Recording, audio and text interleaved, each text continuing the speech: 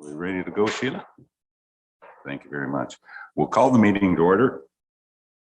Welcome everybody this morning to the June 6th West Grey Council meeting. And if you could, for those that are in attendance and those that are online, let's stand and take a moment of reflection.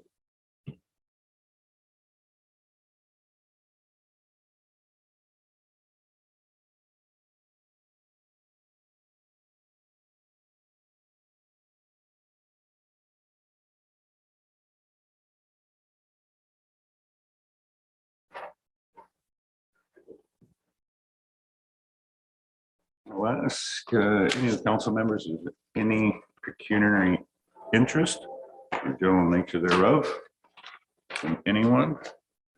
I will be declaring there is two pieces on the agenda that are dealing with the West Grey Durham Lions Club, and I'll be declaring a conflict or a pecuniary interest on those, and be asking the deputy mayor to take the chair for those parts. Delegations this morning. I think we have one delegation this morning, but before we get to that delegation, I have a presentation to make, and it's a great honor to do that today. Each municipality had the privilege of naming a senior of the year from the Ontario government, our provincial government, and we have, as a council, selected an individual that comes from Ayton and Normanby, but it's been great to all of West Grey. It is Normanby where she lives and where she has worked for a number of years. But Marg Rapp has been with the community, whether it's with the Optimist, whether it's with the school program, breakfast program, or any other volunteerism that is required. Marg is always, well, she's not the first one there. She's always the last one to leave when it comes to those types of projects. And I'm going to ask her if she can come forward, and I'd like to present her with a certificate that we received just the other day from the province of Ontario.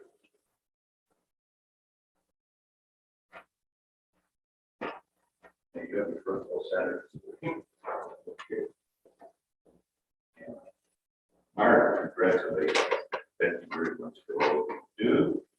And I'd like to say thank you for all that you're going to do, because you haven't retired yet.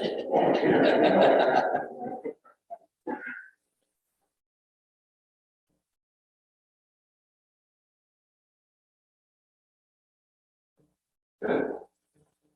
Again, thank you very much. I would like to say, Mark, stay with us for a while, but no, you are off to do more volunteering this morning already again. Yeah. It's my day at school, you're grade 1 week, so that comes first. Absolutely. Well, thank you very much for.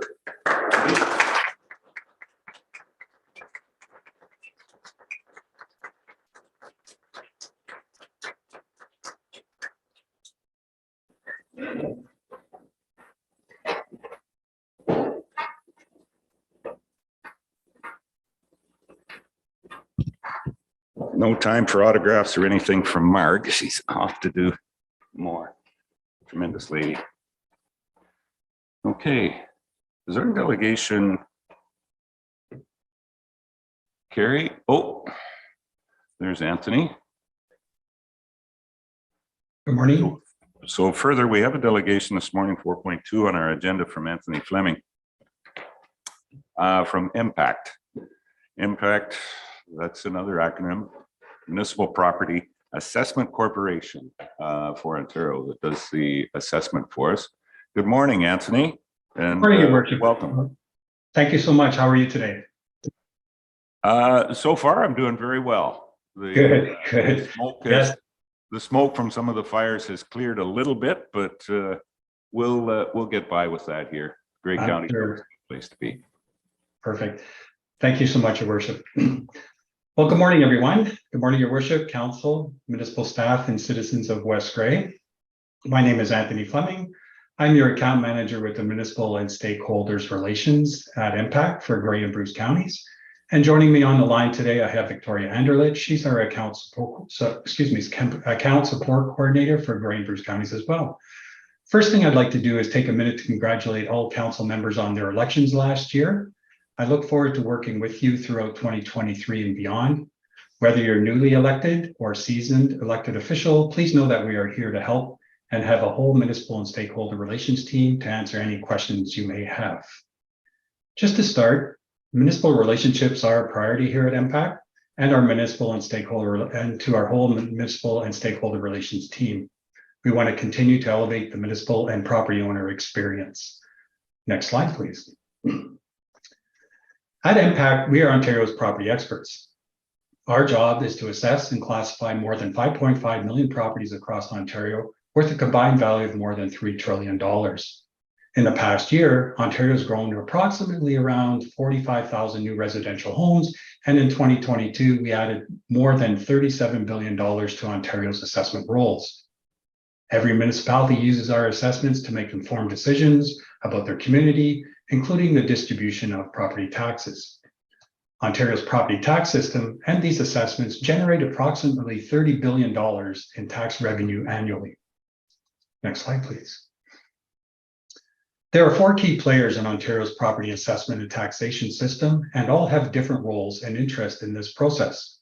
First, we have the provincial government. Specifically, the Ministry of Finance is responsible for setting assessment and taxation legislation, as well as policies. They also determine the education property tax rate. There's also an independent body that adjudicates appeals on behalf of Impact's assessed values, and that's the Assessment Review Board. And the Assessment Review Board also falls under the jurisdiction of the province. Impact, we are an independent, non-for-profit corporation funded by all Ontario municipalities. Our role is to accurately assess and classify all properties in Ontario. We do this in compliance with the Assessment Act and regulations set out by the Government of Ontario. We are accountable to the province, municipalities, and property taxpayers of Ontario through a board of directors that is comprised of provincial, municipal, and taxpayer representatives, and they are appointed to the board by the Ministry of Finance. The municipalities determine their budget requirements, set tax rates, and collect property taxes to pay for municipal services such as police, fire, roads, recreation, water, amongst many others. And municipalities use Impact's assessments to establish tax rates to distribute their tax requirements to ratepayers. And finally, we have the property owners that pay the property tax bill and set market value through ongoing property purchases and sales. Next slide, please. As you can imagine, maintaining Ontario's property database is very important. Property data is continuously being updated, so municipal records are accurate when our municipal stakeholders are making important decisions, make important tax decisions. Maintaining Ontario's property tax database includes inspecting and assessing new construction, additions, and renovations promptly, responding to property owners' inquiries, and working with them to help them understand their assessments. We support municipalities through ongoing support, offer Municipal Connect, which is a software application that gives you real-time information about the assessment and the growth in your municipality, and working collaboratively on projects that are important to you, like the digital building permit project that we're just in the process of working with AMO. And we've also have statutory duties such as handling requests for reconsiderations, and I'll speak about that in a few more minutes, and maintaining people data and tracking school support for more than 5.5 million properties. And next slide. Monitoring the market and assessing newly built renovated properties is things that we do every day to keep our property data current.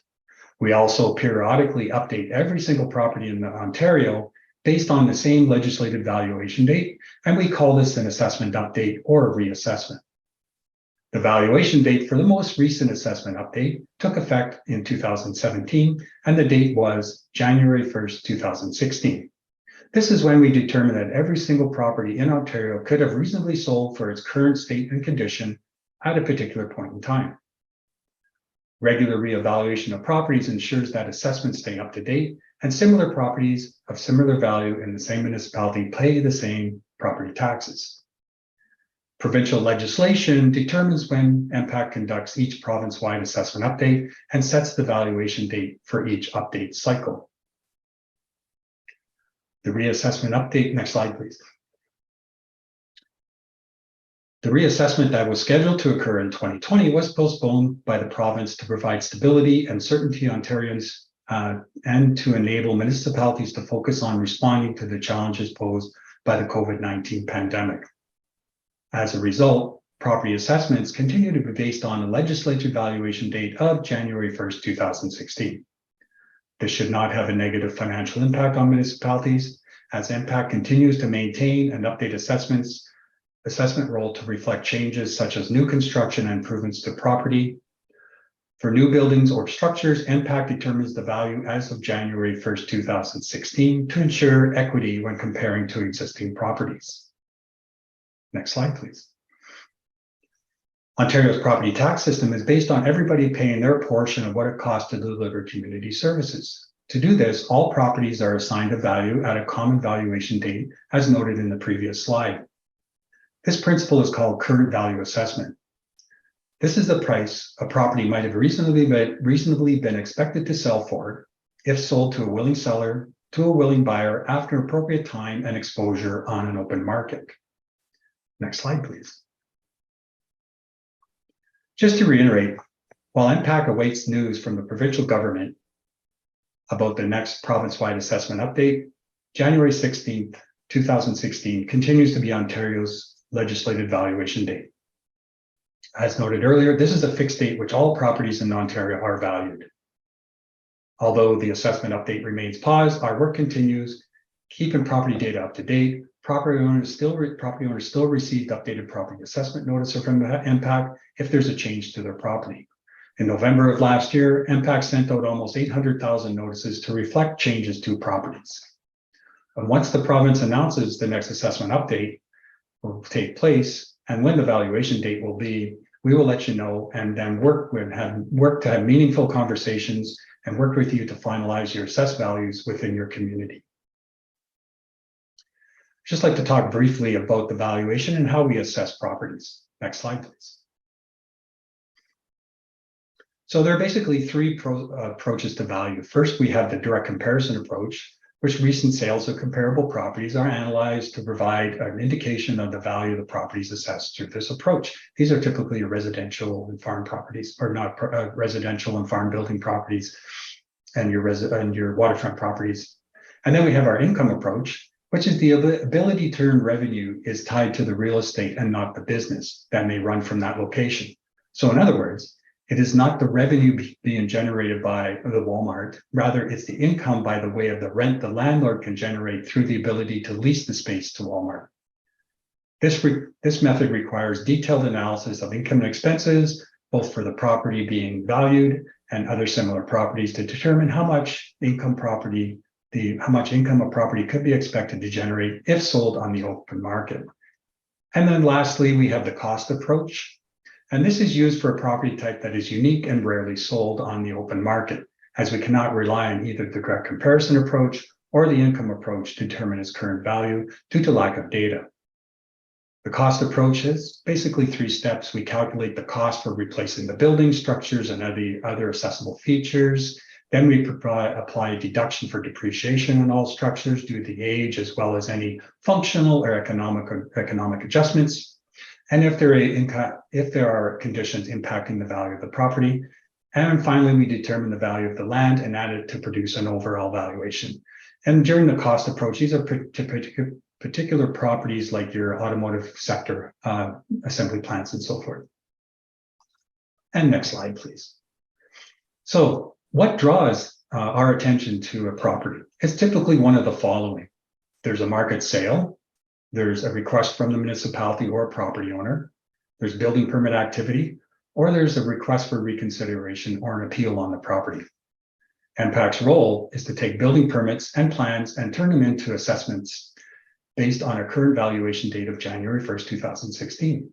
our municipal stakeholders rely on MPAC's assessments to levy property tax. The sooner MPAC can deliver assessments, the sooner the municipal stakeholders can realize new revenue. We have a great working relationship with your building and finance departments to assist us with capturing your new assessments. Every year, MPAC processes on average around 300,000 building permits for new development or renovations. We are the only organization with a data set for all building permits in Ontario, and our understanding of the data gives us a unique perspective on ways to modernize its collection and exchange and support our municipal partners. Next slide, please. After we assess a property or change in assessment, we mail the property owner a property assessment notice. Sometimes property owners do not agree with their assessed value. Property owner might connect with you and let you know that they disagree with our assessments. It is very important to remember that property assessments are not taxation. If you get an inquiry, you can help us by asking the owner a few questions. First of all, if the owner could have sold their property on January 1st, 2016 for the assessed value. This question becomes more valuable, as we are closer to a reassessment, but we're about 7 years old, so it may be difficult to answer that question. But what they can do is they can visit About My Property to review information MPAC has on file regarding the property to ensure it is correct. And if they use About My Property, they can conduct comparable research on assessments in their areas. So in other words, if they can look at their property, similar characteristics, and also look in the neighborhood or just maybe another neighborhood that's similar to theirs, just to review to make sure that the assessments are correct based on the characteristics of their property. Now, if the property owner still disagrees with their assessments, they have the option to file a request for reconsideration, and we review it free of charge. There's also the ability to file an appeal with the Assessment Review Board.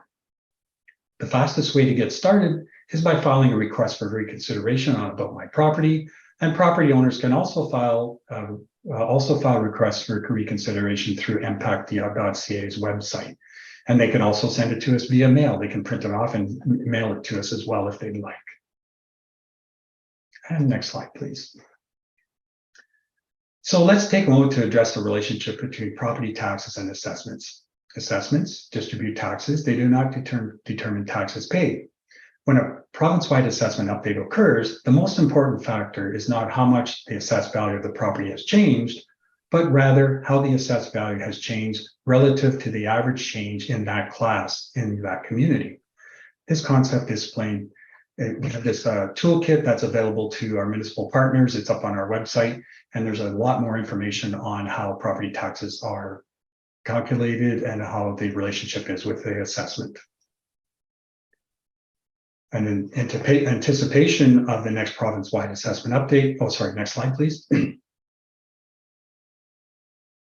So in anticipation of the next province-wide assessment, we have implemented a strategy to address misconceptions on the relationship between assessed values and taxation, including resources for municipalities that will ensure when an announcement is made, we're ready here and ready to support you for all your needs. The digital toolkit is available on mpac.ca to help municipalities, including elected officials, mitigate misinformation and provide support and resources to educate and inform property owners. This digital toolkit, you can find a video on how property taxes are calculated based on the value of your home. Now, this next slide, during the essence of time, this next slide, there is a video there. It is about a 3-minute long video. I just encourage you to take a look at that. And I believe you may have it posted on your website already, but it just really breaks down how taxes work in relationship to getting the assessed values and turning the assessed values into tax rates, and then in turn distributing the taxes. And next slide, please. So that's a quick update from MPAC. Thank you so much for having us here today. We want to stay connected. If not already, make sure to subscribe to our In Touch newsletter. It's our monthly municipal e-newsletter, which can be done through mpac.ca. We also have a full digital library of digital resources that is available on mpac.ca. We also have our YouTube channel up there, so you can have a YouTube channel so you can view any kind of webinars that we've done over the last couple of years. And typically when we do a webinar, it's usually a week later, and then we do post that webinar up on our YouTube channel. And be sure to reach out to us at any time if any questions or looking for resources. We'd be very happy to assist you in any way we can. And just wanted to share this last screen for contact information. Lynn Cunningham, who's our regional manager, I have her contact information there for you. Oh, sorry, last slide, please. And myself, Anthony Fleming, I'd be your main contact. So if council or your worship has any questions or concerns, please reach out to me and I can address any questions you may have. And that concludes our presentation today. I'd be more than willing to open up the floor to any questions council may have. Just took the words right out of my mouth, Anthony. I was wondering whether you would take a couple of questions this morning. We won't take up too much of your time. No worries. But I'm looking to council. Is there any council members that have questions? Councillor Shea. Jeffrey? Thank you and good morning. Thanks for the presentation. That's very helpful. I have two questions related. One is you said that the 2020 update was delayed or postponed, and you said that was in order to create stability. So in what way does the update, are the updates creating instability?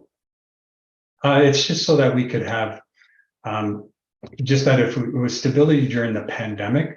So if we were going to release numbers, there was a lot going on for municipalities. It was more the stability for the municipalities to work with it to address the pandemic. Okay, and then thank you. And my second question is, we've received petitions from other municipalities that have been distributed province-wide, asking that MPAC move forward the dates for the next update because those municipalities identified that the delays were creating a negative impact for them. I'm not really quite clear on how the delay in the updates is perceived as creating a negative impact. Are you aware of that, or is that anything you can explain? Yeah, thank you. Through your worship, Councillor Shea. Yes. So there is a municipalities sometimes feel that the assessed values, excuse me, should be up to current value, and they want a reassessment update. And then we understand that, and that's really what we're hearing from our municipal partners. So based on what we've heard from the provincial government, we have not heard about the assessment update at this point in time. They have not given us a valuation date. So what we continue to do with MPAC is keep our records up to date. We are at the ready. So when the province does decide to move forward with an assessment update, then it's really, fairly easy for us to keep moving forward and do a reassessment update.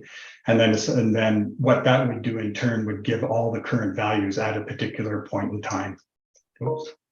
Sorry, I'm getting a call here. I should have shut that off. Okay, thank you. Okay. But yes, we have heard the municipalities and what they have said to us. We have heard the municipalities and the provincial government has heard as well. So we're just waiting for the legislative valuation date from the province. And once that gives us that date, we will start our reassessment. Okay, thanks, Jeff. Any other questions at this time? If I could just have a couple. You mentioned there about the municipal, when there's the four pillars between the province and MPAC and the municipal. And you said it was to be able to set our tax rates, those types of things, and our water. Am I missing something there, Carrie? Because most water is on a user pay. It's not necessarily on the assessment. So just wanted to make that clarification there with you, Anthony. Yeah, thank you so much, Don. Yes. Yeah. Yeah, that's true. Yeah, assessment doesn't get into the water. So if anybody's listening out there, no, you're not being, your water consumption isn't rated from the assessment. And on the industrial portion of it, there was a slight controversy a number of years ago in the municipality on industrial energy systems that were planted in our municipality. Have those been updated on the wind turbines, or are they on a constant basis, or just on a flat rate? The wind turbine. Assessed value, yes, on a wind turbine. Yeah, I don't have all the information in front of me right now, Mayor Eccles, but what there is a portion of the land that is classified industrial where the actual wind turbine sits. Correct. So, and then everything else, depending on what's around the property, it could be farmlands, it could be residential. Or if it's the wind turbines beside a commercial entity, there could be commercial lands around there. But if there's specific properties you're interested in that, I could look at those for you through Kerry. It's not necessarily anything to do with the property themselves, but it's with the wind turbine. Am I correct in saying that it was there was a flat assessed value on the wind turbines? They weren't assessed according to the cost and or the income generation from them. In that whole deal, they were just set at 60,000, if I'm correct, and that never changed over the 25-year lifespan of the turbine. Okay. I can definitely take that offline for you, Mayor Eccles, and Okay. get you some more information on that. I just, wind turbines are very specific and they get assessed too as well based on kilowatt output and so forth. So I'd have to look at those ones for you. I can get back to that. Okay. Yeah, absolutely. No problem. I understand that. Okay. Any other questions for Anthony or Lynn? I see you're right there. Don't want to leave you out. Councillor Hutchison. Yeah, just when you mentioned about the wind turbines, does the solar panels fall into that same category then when we have like solar farms or farmland being used for solar panel or solar electricity production from solar panels? Yeah, and thank you, Councillor, and through your worship. Yes, and that solar panels are assessed differently, and depending on the number of kilowatt hours that they produce of electricity, they are assessed differently. Yeah, so I can get you some more information on solar panels too as well, and how those assessments work on those properties. That'd be very good. We do have 3 or 4 large scale systems here in West Grey. So yeah, it'd be interesting to see that. Yeah, and typically it's the the land underneath the panels are assessed differently, but it's the the generating stations or the transfer stations and so forth. That chunk of land would be classified as industrial. So there are a few different classifications we would have on those as well. Okay, excellent. Thank you. No other questions? Well, thank you again. Well, thank you so much, everybody, and have enjoy the rest of your meeting. And really appreciate allowing me to. I wanted to come on site, but due to circumstances, I had to do it remotely. But thank you so much for the opportunity to present remotely today. That's what technology is here for, and greatly appreciated. And you have a great day. And again, Okay. Thank you for the information, and look forward to communications back and forth with yourself or Lynn, Okay, who has good. been very quiet today. Sorry, we couldn't get you involved much any more than that, what we have, Lynn, but take care.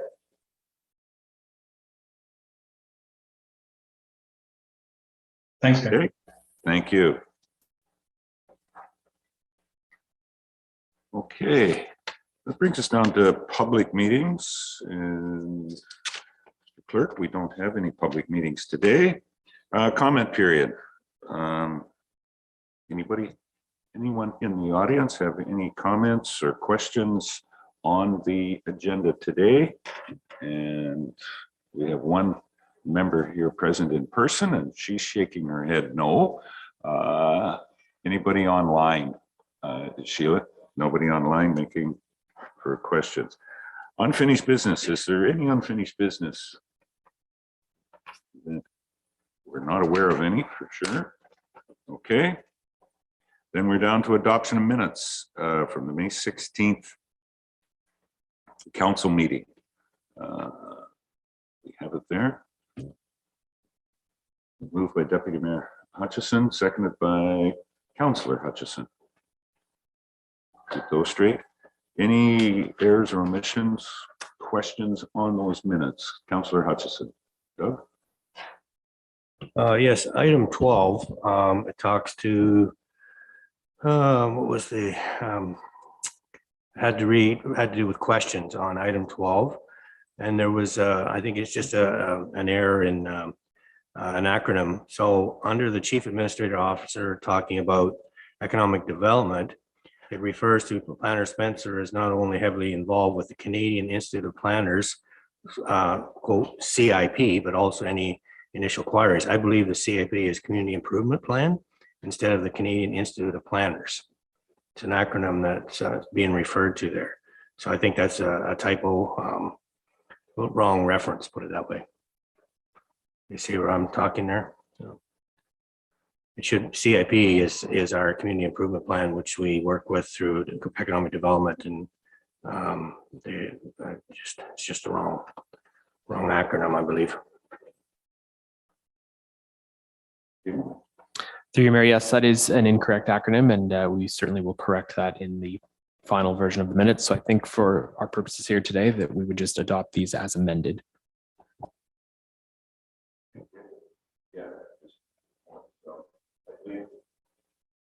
I believe Planner Spencer is part of the Canadian Institute of Planners, but this CIP is one that we use here locally. You're correct, Doug. Okay, so we'll make that motion as amended. Any other questions on the minutes? Call the question then. All those in favor? Any opposed? That is carried. Then we have the public meeting from May 16th as well too. Public meeting dealing with planning. And the mover and seconder for that, moved by Councillor Forrester, seconded by Councillor Townsend.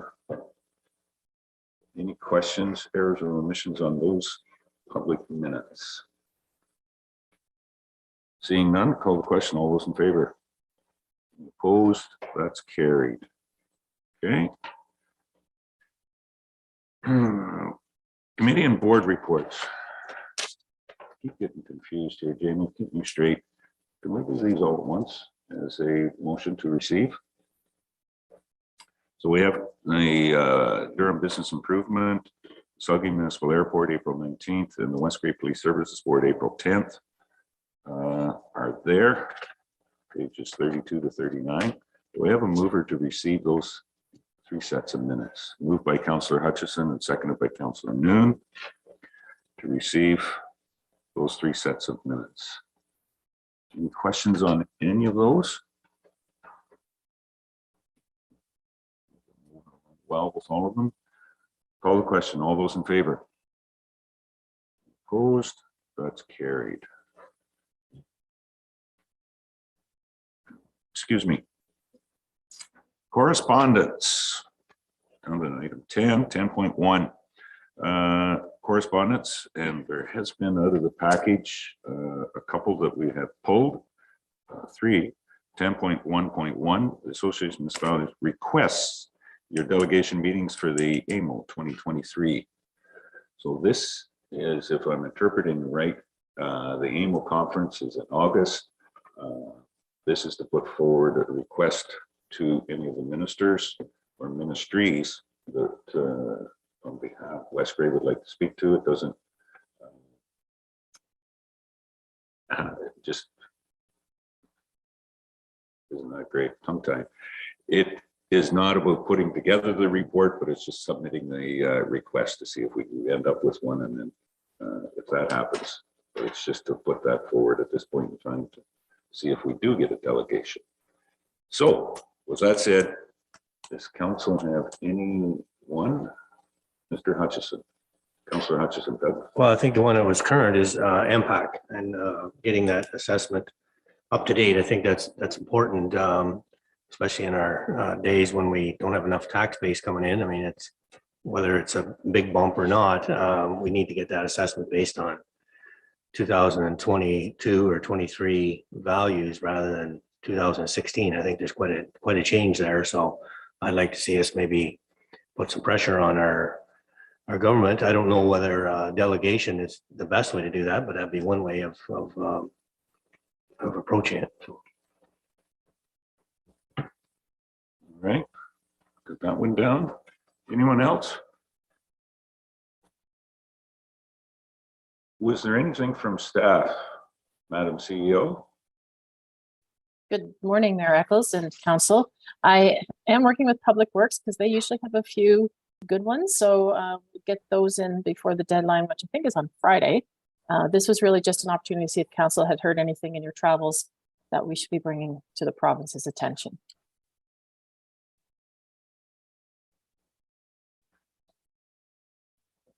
Anybody want to talk to the Natural Resources and Forestry and Mines about Conservation Authority and their overreaching bounds or restrictions that they have?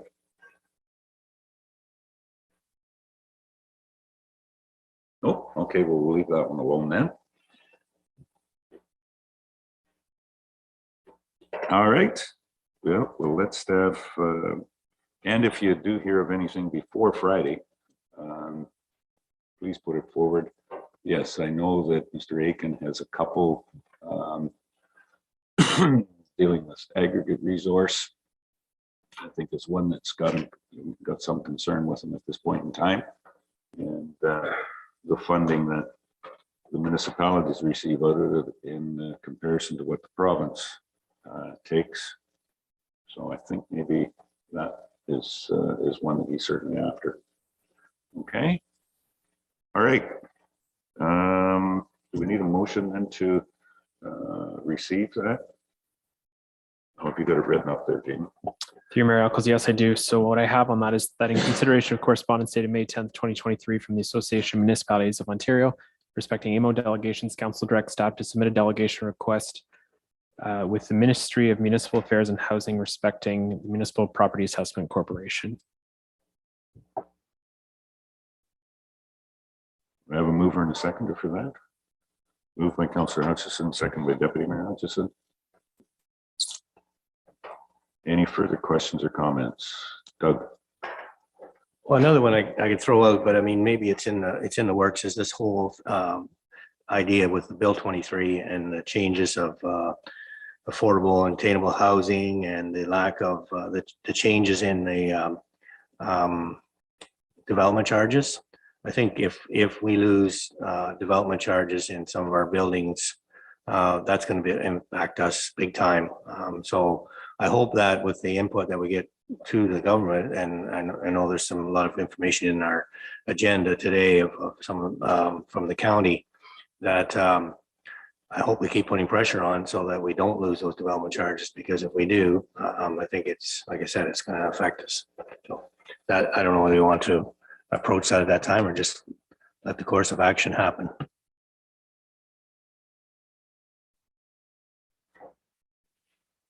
We've got the motion on the floor the way it is. I think that's one of the ones that through staff are going to make a submission for that. So I don't think we need to identify that one. Staff has already got that one going forward. Am I correct on that, Madam CEO? You've got your hand up? Yes, that's right, Mr. Mayor. Thank you. Okay, we're good then, Doug. All right. So the motion on the floor is to receive this and put one forward to for impact for the Ministry of Finance. Okay. Is impact Minister of Finance or Minister of Municipal Affairs?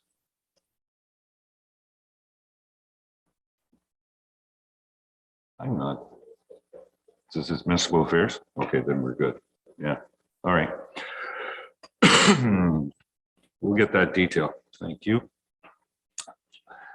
Call the question. All those in favor? Any opposed? That's carried. The next one is the Durham Lions Club Canada Day celebration. And as I noted before, I'm going to declare a conflict and turn the meeting. Okay, thank you, Mayor Eccles. So we're at 10.1.2 West Grey Durham Lions Club Canada Day Celebration Special Occasion Permit Request. Who's going to be taking this one, Clerk Controller? Thank you, Deputy Mayor Hutchinson. This is a request that was put forward by the West Grey Durham Lions Club. Basically, what they're looking for is a declaration of municipal significance so they can apply for a liquor license for their Canada Day events. So if it's council's will, I do have a motion crafted that I could read that we could get moving second. So what I have is that in consideration of correspondence dated April 20th, 2023 from the West Grey Durham Lions Club respecting a request for a designation of municipal significance for their July 1st, 2023 Canada Day celebrations, council declares the West Grey Durham Lions Club Canada Day event to be of municipal significance. Thank you. Very efficient. Could I get a mover for that, Councillor Shang? And seconded by Councillor Noon. Comments or questions on the motion? Seeing none, we'll call the vote. All those in favor, can raise your hand. I see all members are in favor, none opposed. That motion is carried. And Mayor Eccles? We've completed 10.1.2, and I'm going to transfer the chair back to Mayor Eccles to carry on with 10.1.3. Thank you. Thank you, Tom. Okay, and the third one, under correspondence that has been pulled, World Elder Abuse Awareness Day. It's a proclamation to do this, which, if I'm correct, June 15th. Thank you for correcting me because I was going to say 16th. How does council want to deal with this one?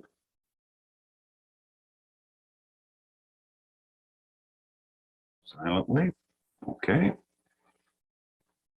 Over to make this proclamation or move to receive? Deputy Mayor. Yeah, I'll let him move the. Yes, I would move the proclamation on that. I could see supporting this. Okay. Councillor Noon, second. Very good. Okay, we have the motion moved and seconded. Comments, Jamie? Through you, Mayor, yes, what I have is that in consideration of correspondence received from the Greyburst Elder Abuse Prevention Network respecting a request to declare June 15th, 2023 as World Elder Abuse Awareness Day, council declares June 15th, 2023 as World Elder Abuse Awareness Day.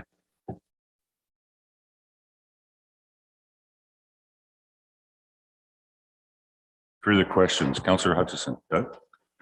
Maybe not so much a question, but as a comment, I think it's important, as it says at the bottom line there, therefore, Mayor, we proclaim World Elder Abuse Awareness Day and encourage all residents of the municipality to recognize and celebrate seniors and their ongoing contributions to the success and vitality of our municipality. So I don't see necessarily a connection between abuse and recognizing our seniors, but I know we recognize one of our seniors earlier in our meeting today, and I think that's important, and that's a topic for discussion, which I want to bring up maybe later. But yeah, I think it's important that we do recognize our seniors and we do encourage, that we do have awareness about abuse. But it seems to me there's two different things there. But anyways, I'm fine with it. Okay. Councillor Noon. Joyce? Well, thank you. This is a great cause, and I'm just wondering if maybe we could plant a tree or something in recognition of starting this new tradition of Elder Abuse Awareness Day. I'm not sure if, at the municipal office here, if we could plant one or somewhere and maybe plate it or something in that recognition. Thank you.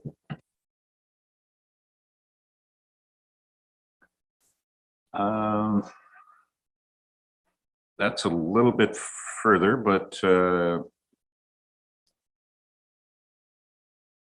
think we'll plant, that's a seed that we've planted with staff, and yeah, we can maybe look into that, Judge. Tom? Just following up, picking up, thank you, Mayor Eccles, what the Councillor Noon said, maybe that's something we could consider when the new Rockwood goes in. It's be an appropriate spot for that to go. Thank you.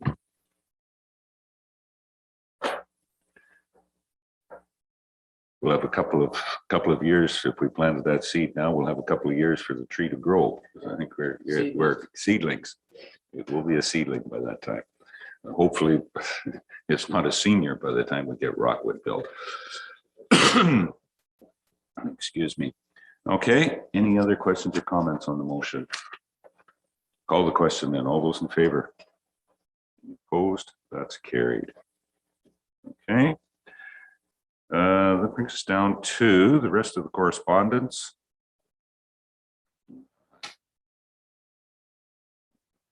Mr. Clerk has dealt with them there, and motion to receive, or does anybody else want to pull any of those? Councillor Shea. Jeff? Thank you. I have a brief question about the last item. I don't know, if it needs to be pulled or if I could just ask the clerk my question. If it's not terribly, go ahead, Jamie. Yeah, I'll get myself in trouble. Through you, Mayor, to Councillor Shea, yes, questions on any of the correspondence are always welcome. If you'd like to make a motion on it separately, then we would have to deal with that separately, but you're more than welcome to ask any questions. Just a question.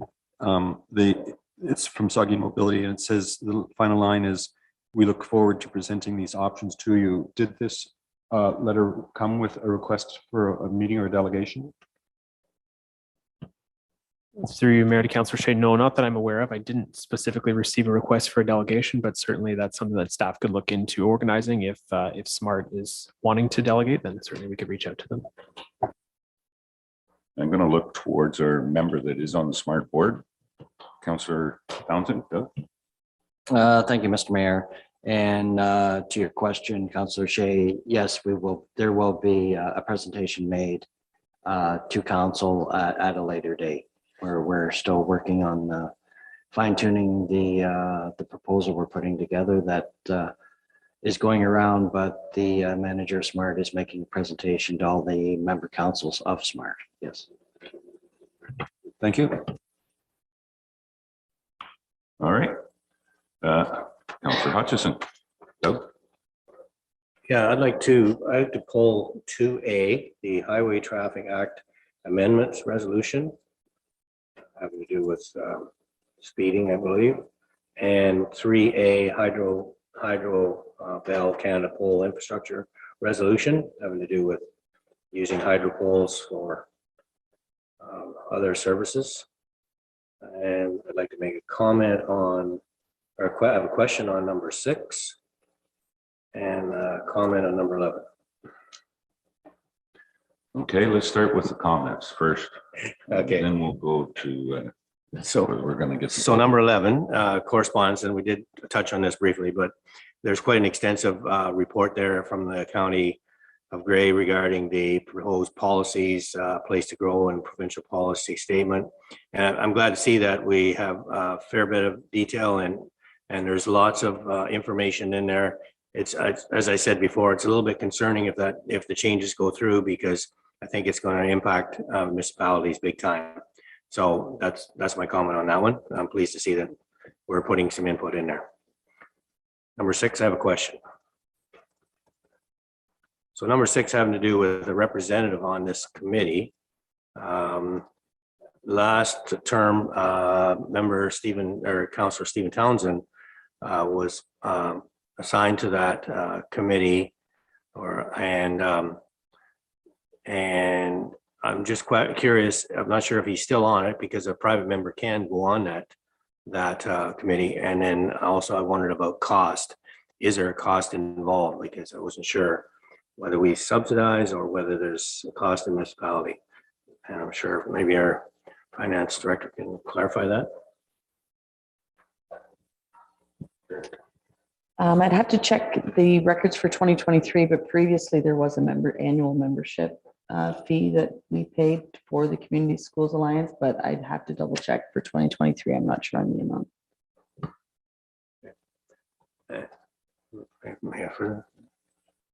So we did pay for Councillor Townsend to be on that, or the fee, so he could be on that committee, right? Is that what you're saying here? We had a membership fee, yeah. So then that entitled you to a member on their committee. Okay. Okay, all right. So going forward, it's maybe worthwhile looking into whether we have a representative on there and whether we want to pursue that. So I don't know, maybe we should pull that. So for future reference, so we don't lose it.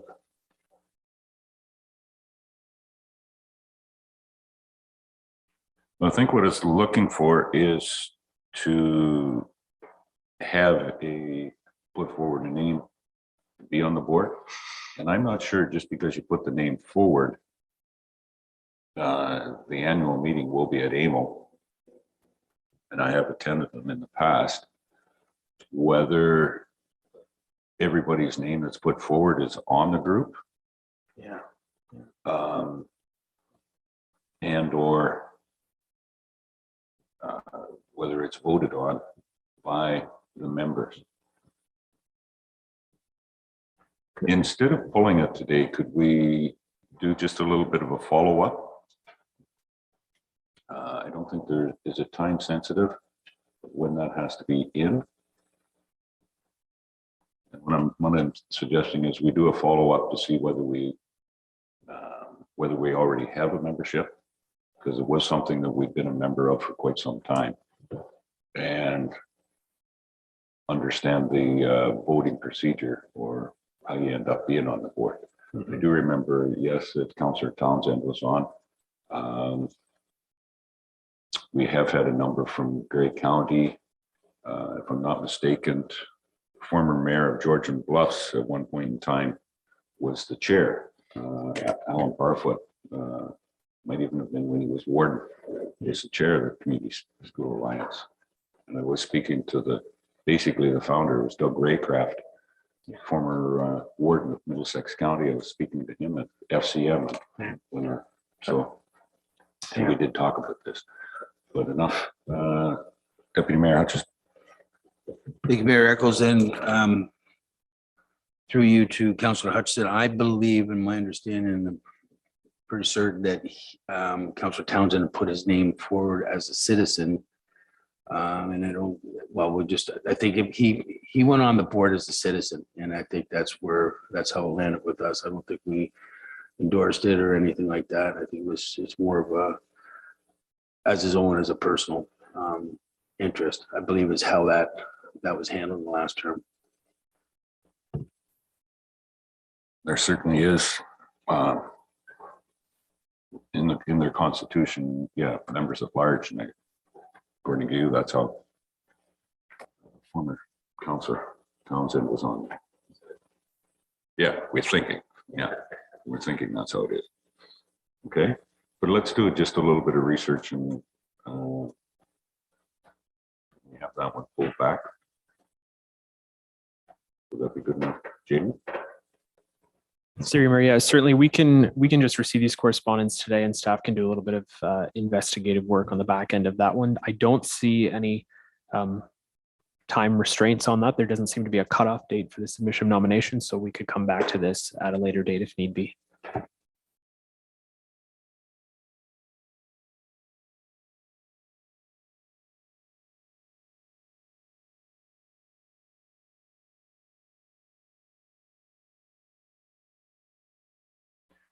Jamie. Thank you, Marico. So I think what we should do first is just to keep things clean, if we could make our motions on the items that have been pulled first. That way, if they're ultimately not supported, then they can get captured in that motion to receive everything not otherwise dealt with. Do we have a motion to receive so ahead of time? I just want to be in. We haven't got that one? Okay. I thought I did have it. Go. So do you want me to speak to these before we pull them, or we'll pull them first? That'll be pulled first. Okay. So Councillor Hutchison is making a motion to pull. Jamie?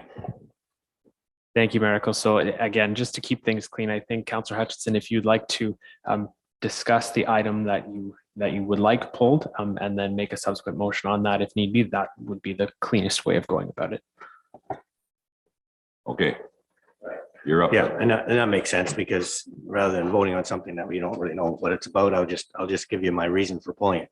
So the first one, the Highway Traffic Act resolution, just looking down on here on to look at that one, but it basically has to do with, I believe it was using cameras for speeding in school zones and in other areas, and the resolution is to incorporate that so you can use it in other areas. Resolve, that's, I'm just looking at it here, to permit municipalities to locate an ASE system permanently or temporarily on any roadway under the jurisdiction of the municipality. So we've had a lot of discussions about speed and whatnot. So I think it's just one more tool that our police force could use, that they could set up temporary cameras if they wanted to in certain areas, rather than just in the school zones and other major other areas. So that's one. That's what that one's about, is to support controlling speeding. And then the other one has to do with using the hydro poles. I don't have it in front of me here, but basically there's always been, it's always amazed me that we have hydro poles at every property pretty much in the province, if not across Canada, has access to hydro through using hydro poles. And then we talk about trying to get access through technology and trying to get like fiber example to all these places, and they talk about the last mile. It's amazed me that why we would force service providers to put cable in the ground when they can string it onto a hydro pole and get it to the property with a lot less cost involved. So there has been some discussion on that, and the problem has been in the past that hydro didn't want other people putting lines on their poles, right? It was and Bell, they're talking about Bell Telephone, but to me, it's not just Bell Telephone. It's all the other providers that should have access, particularly in there's hard to reach areas. You know, why spend thousands of dollars burying a cable when you can string it on a hydro pole? It's already there, right? So that's what that one's all about, as far as I can see. So I think it's important to support both those. Okay. Need your argument with anybody? You are willing then with that comment to pull that, or does anybody else have conversation? Jamie? Through you, Mayor, I've crafted motions for each of those items. If Councillor Hutchison would like to move those, I can read those. I'll move those. Okay. Through you, so we'll deal with them each separately. So for the first one, respecting the Highway Traffic Act amendments, I have that in consideration of correspondence received from the City of Cambridge respecting Highway Traffic Act amendments. Council supports the resolution and directs staff to forward a copy of the resolution to the Ontario Minister of Transportation, the Ontario Minister of Municipal Affairs and Housing, local area MPP Rick Byers, the Association of Municipalities of Ontario, and all Ontario municipalities. Councillor Hutchison, you're still willing to move that motion? Yes. And Deputy Mayor Hutchison will second that. Motion's on the floor. Any further consideration or discussion? Councillor Townsend. Thank you, Mr. Mayor. I support the idea of the using the cameras and whatnot, but I think, and correct me if I'm wrong, and our two current police board members and even Councillor Shea was on police board with me. I don't believe we have any cameras. They're fairly cost prohibited, I think. And although it's a great idea and would solve a lot of problems at this point, correct me if I'm wrong, but I don't even think A, we have cameras, and B, the cost to get them and to administrate a service like that is rather cost prohibitive for our municipality. Just my thoughts. Councillor Noon. Joyce? I too support it in principle, but I know like on some highways or intersections in major cities, they'll have cameras, and if you go through, those cameras can automatically censor to invoice based on your plates that person for that infraction. I'm not just too sure this would work the same way is it just a fact that it's a camera that the police can look at and say, oh yeah, you're speeding in a zone? I know the other thing too, school zones, speed limits are reduced. Plus, I don't know about others, but my car too will automatically censor me when I'm approaching a school zone sort of thing. So again, how cost effective is it in principle, if moving forward, I don't know what legislatively they can do about that, but unless, like I said, they can enforce ticketing the people based on what's visible on the camera. Thank you. Deputy Mayor? Okay, thank you. So as a seconder, I'm supporting this again, based on principle only. I think if there's all the other cost effectiveness and all the legislation around, I think that comes later, but I think this is just the initial supporting it in principle that's what I believe or feel that I would be seconding. That's just where I guess I just want to let you clear on my position. Again, with all the cost and everything else behind it, that comes later. Thank you. Okay, good discussion. Any other questions on this one? Then I'll call the question. All those in favor? Any opposed? That's carried. All right.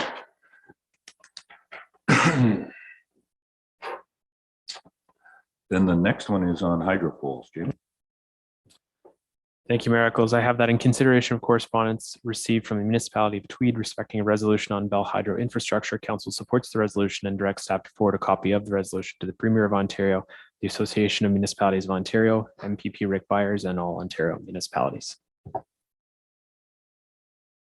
Okay, this is yours, Doug. You want to move that one? Yeah, I would. I'm just wondering whether we should make some changes. That says, and further that the province of Ontario encourage Bell Canada and Hydro One to work together to provide access for poles to better service the infrastructure needs of Ontario.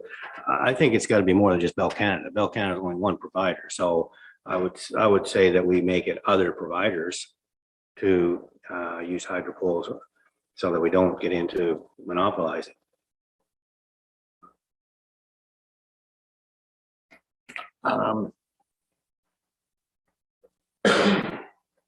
I think that we could, this is their motion.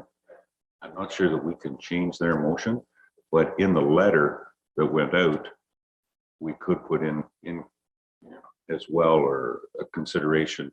I guess where we were somewhat unique here, we have a couple of private telecommunication companies, Whiteman's, that have poles. I take it in Tweed. There's a good possibility they don't. Bell would be the only other provider that has poles there. So I'm going to suggest, instead of trying to change the motion, we'll endorse their motion. But in the letter that we send, I think you said to MPP and everybody at the AMO and to the municipalities, ask staff to indicate not just Bell and Hydro, but all infrastructure poles. I'll leave the wording to Jamie if that's possible. Good. All right. Would that be fine? Instead of trying to change it at this point in time, just incorporate it. Okay. So Doug has moved that. Do we have a seconder? Councillor Noon. Very good. Any other questions on this? Then I shall call the question. All those in favor? Any opposed? That's carried. Okay. And that's all that we have for pulled correspondence. Do we have a motion to receive the other correspondence in the package as presented? Councillor Forrester will move that.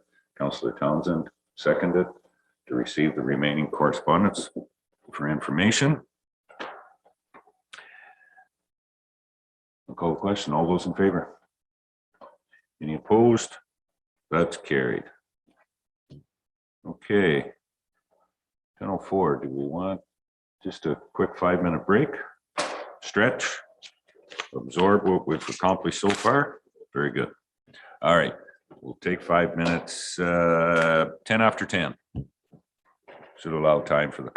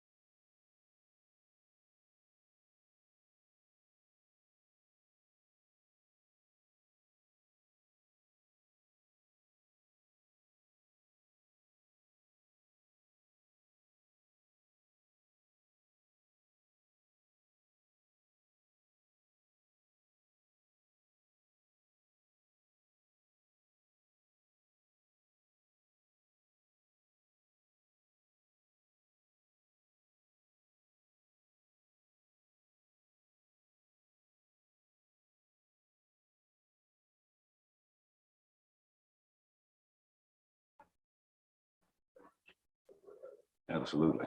Yeah. Your assessment, it's.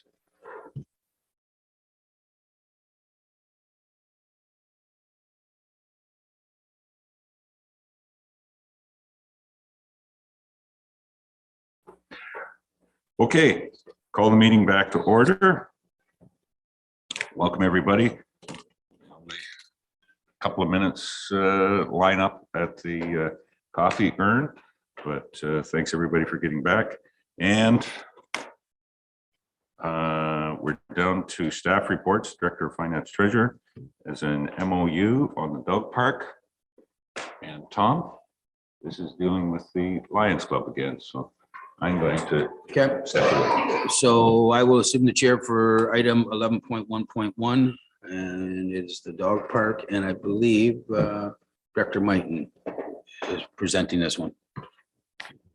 Thank you, Chair. It's fairly self-explanatory. We've worked similarly with the Lions Club on the Heritage Walkway Park. So this is a similar arrangement as to that project, which worked well. And we received donations and issued charitable receipts and worked collaboratively with them as the lead on the construction of the project. But if there is any questions, I can try to answer any. Thank you. So, Axel, we're gonna be looking for recommendation or motion on this, or we're just gonna be receiving? Through you, Deputy Mayor Hutchinson, yes, the recommendation is that in consideration of staff report memorandum of understanding, West Grey Durham Lions Dog Park Project, council directs staff to enter into a memorandum of understanding with the West Grey Durham Lions for their off-leash dog park project. Okay, so we heard the recommendation. Can I get a mover for that, please? And I see Councillor Noon will move that. Seconded by Councillor Hutchinson. Any comments or questions now? And Councillor Townsend, go ahead, sir. Thank you. Couple questions concerning the dog park and you know, maybe this stuff's all handled. I don't know, maybe just being new to council. So with the dog park going in, I know when there's property changes, whatever, within the municipality, and we do our public meetings, we send out letters to everybody within 120 meters type of thing. Have neighbors around where the proposed dog park is going to be, have neighbors been advised that there's a dog park going in there? Has there been any public communication? Because I would hate to see us, you know, ratify this, put this all through, and then the first council meeting after the dog park opens, we've got a petition and a lineup of residents complaining about noise issues and that sort of thing. So I'm just wondering if there's been any public communication on the dog park. That's one thing. And my other question is the maintenance costs, and understanding that currently we it's where the community gardens are. So we as a municipality are probably cutting that grass and doing all that stuff. But what would be the extra maintenance costs to go forward with the dog park? And and the only reason I'm saying that is because, I mean, there'll be a lot more trimming and stuff around fences and that sort of thing. And I'm just wondering about that. And because we have many great organizations that have come forward in the past and everything too, that do these great projects for the municipality, and that's great, and the citizens, but then it's the taxpayers that have to, you know, bear the cost of maintenance and additional things. We've had a few gardens put in Durham here that were great when they went in, but then nobody looked after them, and down they went and they got chopped off. So I'm just concerned about downloading that additional expense, if there is any, and there may not be any, to the taxpayers. Thank you. Okay, thank you. So would it be fair to ask Director Mighton to respond? There's two questions there. Director Mighton, there was the public input, and number two was the maintenance cost ongoing. And I may refer to our corporate and community initiatives officer, Cody Hewlett, he may have a few more details on, he's been working more operationally with that. Thank you, Director Mike. Good morning, Mr. Hewlett. Go ahead, please. Good morning, and thank you for the question through you to Councillor Townsend.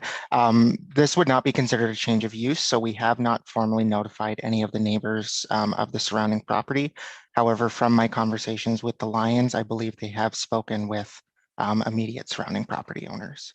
With regards to the ongoing maintenance, currently we're not anticipating any large increase to our ongoing maintenance costs for that park area. Thank you, Mr. Hewlett. Any follow-up? Councillor Shea, go ahead, please. Thank you, and I'll direct my question to Mr. Hewlett as well, if I may, because it's sort of details. There weren't many details in this proposal, but I assume there have been discussions about the plans already between the municipality and the Lions Club. So the two questions are, I assume the available parking in the area will be sufficient. There's on-street parking, there's arena parking right next door, and that this facility will not require any additional parking. Okay, nodding head, so I take that's yes. And the second question was, will there be water available for the dogs or their owners in the dog park, or is there been any discussion of that? Just curious. There has been discussion regarding that. However, nothing has been confirmed yet. Okay, thank you. Okay, any other comments or questions from council members? Okay, seeing none. Thank you, Mr. Hewlett. Well, Councillor Hutchinson, don't, Mr. Hewlett, don't go away. Just a comment going forward. So because the dog park is going there, we're moving the community gardens across the road, I believe.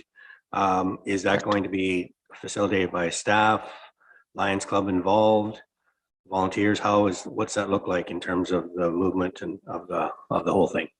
We are yet to finalize the whole process. However, we will most likely be leaning heavily on our public works teams, as well as in combination with current garden users and potentially the Lions, just depending on how things shake out. Okay, thank you. Now, Councillor Hutchison, any other questions, sir? Any other questions from council? Okay, seeing none, we do have a motion on the floor. It's been moved and seconded. Everyone clear on that recommendation? Let's call the vote. All those in favor, you can raise your hand. See all members in favor, none opposed, so that motion is carried. And if we can get Mayor Echols back.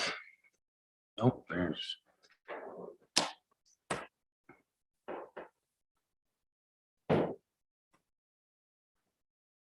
Okay, Mayor Echols, we completed item 11.1 and we're on to 11.2, Manager of Planning and Development. And I will transfer the chair. Thank you.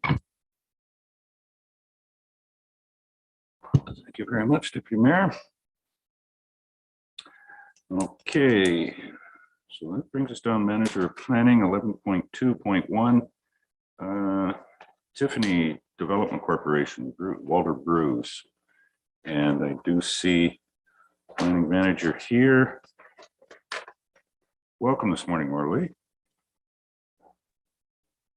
And this is your report. So do you have any comments, questions on that? Orly? Yes, thank you. Through you, Correct. Mr. Mayor.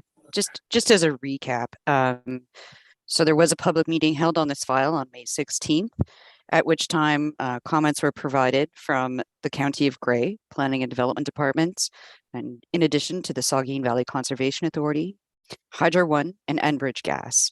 As part of the public meeting, there were 4 members of the public in attendance, one being Ms. Marion Radcliffe, one being Mr. Chris Palmer, one being Mr. Don Tremble, and one being the Director of Planning for the County of Grey, Mr. Scott Taylor.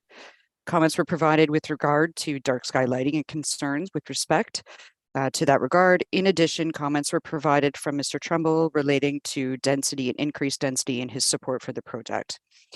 So as a reminder, this application is to change the zone symbols on the subject land. I won't go through all of those exceptions. They're in the report and detailed. The effect of this will implement the draft plan of subdivision Bruce.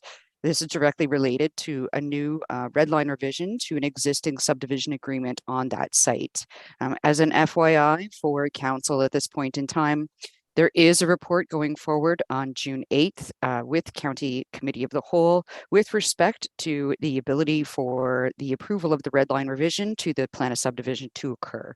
That decision will be made at that point in time. A formal bylaw related to the zoning will follow after that point if approval is given. I'm happy to answer any further questions or provide clarification as required. Thank you. Thank you, Laura Lee. Before we introduce the motion, is there any questions further? We did have a very good discussion about this a couple of weeks ago at the public meeting. I think the additions have been added. Seeing none, how does council want to deal with this? I need a motion to get this onto the floor. Moved by Councillor Townsend, seconder, Councillor Shea. Thank you, Jeffrey. Any further comments, questions on the zoning amendment motion on the floor? Seeing none, then I'll call the question. All those in favor? Any opposed? That is carried. Okay. The second one, Laura Lee, you could introduce that for us. JT Excavating Limited was also in the public meeting 2 weeks ago, 2.5 weeks ago, I guess now. So Laura Lee, to you just as a update. Yes, thank you. And through you, Mr. Mayor, again, the purpose and effect of this application is to facilitate new development on the property.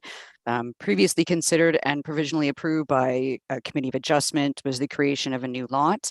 As a result of the new lot line, this bylaw was required to recognize the setback for the existing single detached dwelling unit, not affected by the new lot line, affected by the existing lot lines. In addition, it will prepare and permit the proposed dwellings as permitted. So the purpose and effect of the application is to change the zone symbol on the subject lands from R1B residential to R1B 484, which is residential with exception, and R2 485 residential with exception. The effect of which will permit the construction of a semi-detached dwelling unit on a newly created parcel from file B11 2023, recognize the deficient frontages of the newly created lot, and recognize the existing deficient front yard and interior side yard setbacks of the existing single detached dwelling unit on the retained parcel. No further comments have been provided on this file at this time, and no comments in opposition to the file were provided at the point of consideration as part of the public meeting. I'm happy to clarify further as required. Thank you. Thank you, Laura Lee. Any further questions on this? Then there is a recommendation there. Do we have somebody that would like to move that? Moved by, excuse me, Deputy Mayor Hutchison, seconder. Councillor Noon, Joyce. Do we have the recommendation moved and seconded? Any further questions? And I shall call the question. All those in favor? Any opposed? That's carried. Thank you, Laura Lee. Any parting comments? No, she's gone. Well, nothing more from planning today. Very good. Brings us down then to Manager of Public Works. And good morning, Jeff. And you have a report here from Viola on our quarterly report on the West Gray water treatment and sewage. And any further comments on the massive numbers that are in that report that you presented to us today? Good morning. I believe the operational plan was also attached to the report. The intent of the report is to focus on the operational plan. A further report can come on the quarterly report if you wish. The what's in front of you, the operational plan. Every municipality or every drinking water system in Ontario is to have an operational plan. We have two drinking water systems, namely Newstat and Durham. There are enough common elements between the two that we have incorporated this into one, or Veolia has incorporated this into one operational plan for us. I draw your attention to element number 3. There are 21 elements to every operational plan. It needs to be endorsed by the owner. The previous plan was endorsed by the previous council. So the only change right now to the plan is to have this current council, which represents the owner, to endorse the current operational plan. Thank you, Jeff. And there is a motion there that Jeff has put forward to us. Is there somebody who would like to move that? Councillor Shea and Councillor New. Yeah. Any further questions on the operational plan and or for Mr. Hagan? Councillor Hutchison, Doug? Oh, one question I have has to do with, just find the right section here. It's on page 245 of our agenda. And it came up a couple of times that it's a little hard to read here. Sorry, I got to blow it up. So under the distribution, general distribution, biological, chemical, low chlorine. So it talks about the risk is high, and the way we handle that, I guess, is through hydrant flushing and residual monitoring of the distribution system daily.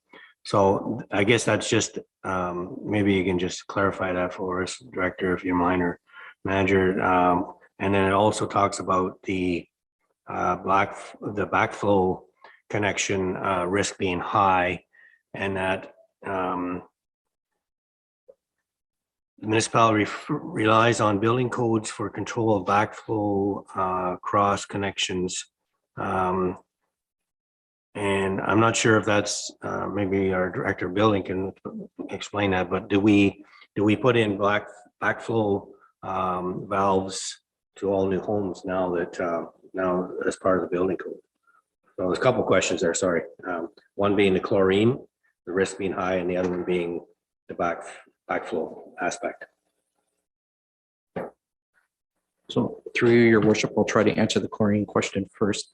I believe you're talking about what's called secondary free chlorine residual, which is how we ensure that water is still properly disinfected within the distribution system once it leaves the treatment process. It is checked every day to make sure there is an adequate amount of chlorine in the system. We are aware, as most distribution systems have dead ends that are susceptible. If there isn't fresh water coming in there, you may have a problem with the chlorine dropping because it's stagnant. So flushing is a typical way that most water utilities try to manage the free chlorine in the distribution system to make sure it is adequate. As far as the backflow preventers go, it's ideal to have them on anything that might be high risk. And that is something the MOE has been asking us about since version 2 of the Drinking Water Quality Management Standard came into place. I'll defer to the Director about new builds.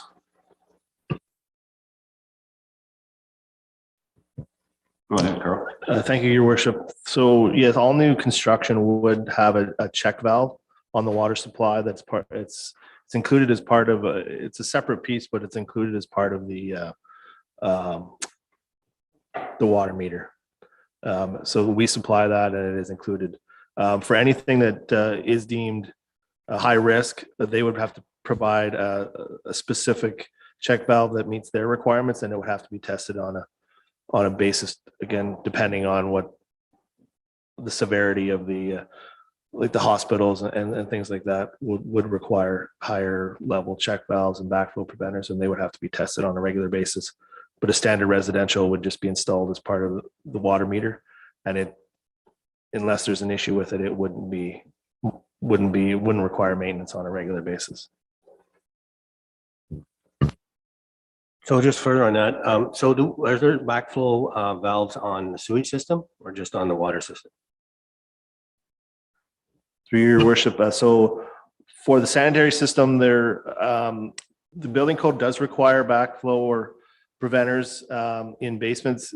It's very specific on where it requires them, and mostly has to do with elevation of manholes and versus the elevation of the basements. I will say that most 75 to 80% of all developers and builders will install them in standard practice. I know insurance companies will give you a better rate if you have one, and most they're not that expensive, and they're fairly easy to install. They come with a clean out on them. They have to install a clean out as required by building code anyway, so it helps with that. So overall, the cost is pretty cost effective, so most builders will do it. We do obviously require them if it is mandatory under the building code, but say I know the developers up at the new subdivision installed one on every new house up there, and most new houses would have them.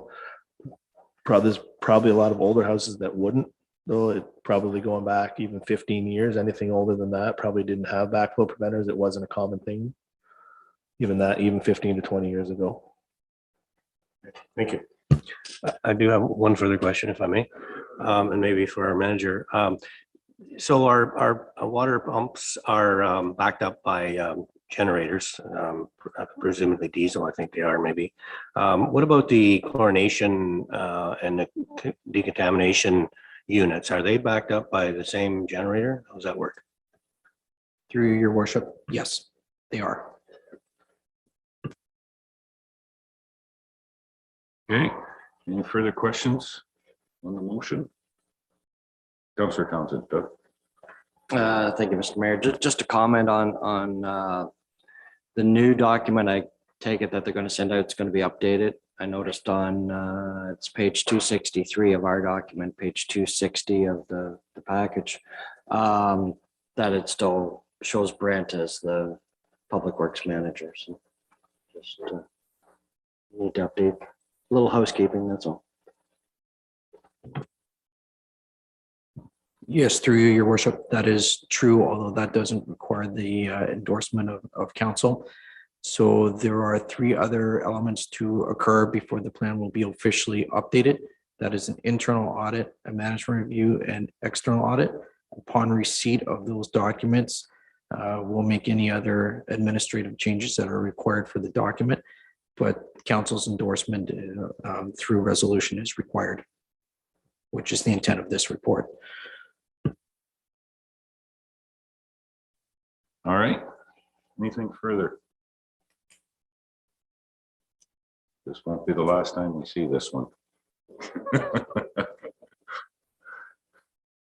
Yes, a little bit of bureaucracy here to get through it all. Okay. Nothing further then. I'll call the question. All those in favor? Any opposed? That is carried. Thank you very much. Jeff? Anything else that you just want to generally, because you can't leave as fast as Laura Lee did. You're sitting right here.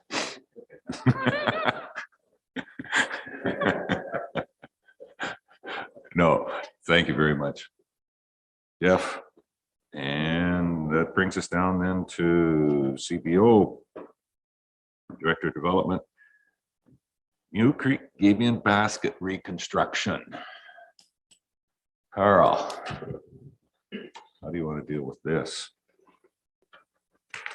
Thank you, Your Worship. So I think the report's fairly self-explanatory.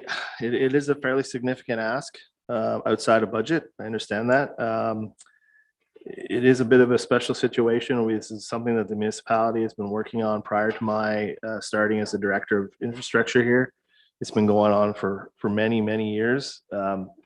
This project is something that should have been probably done a few years ago, but the budget just didn't allow.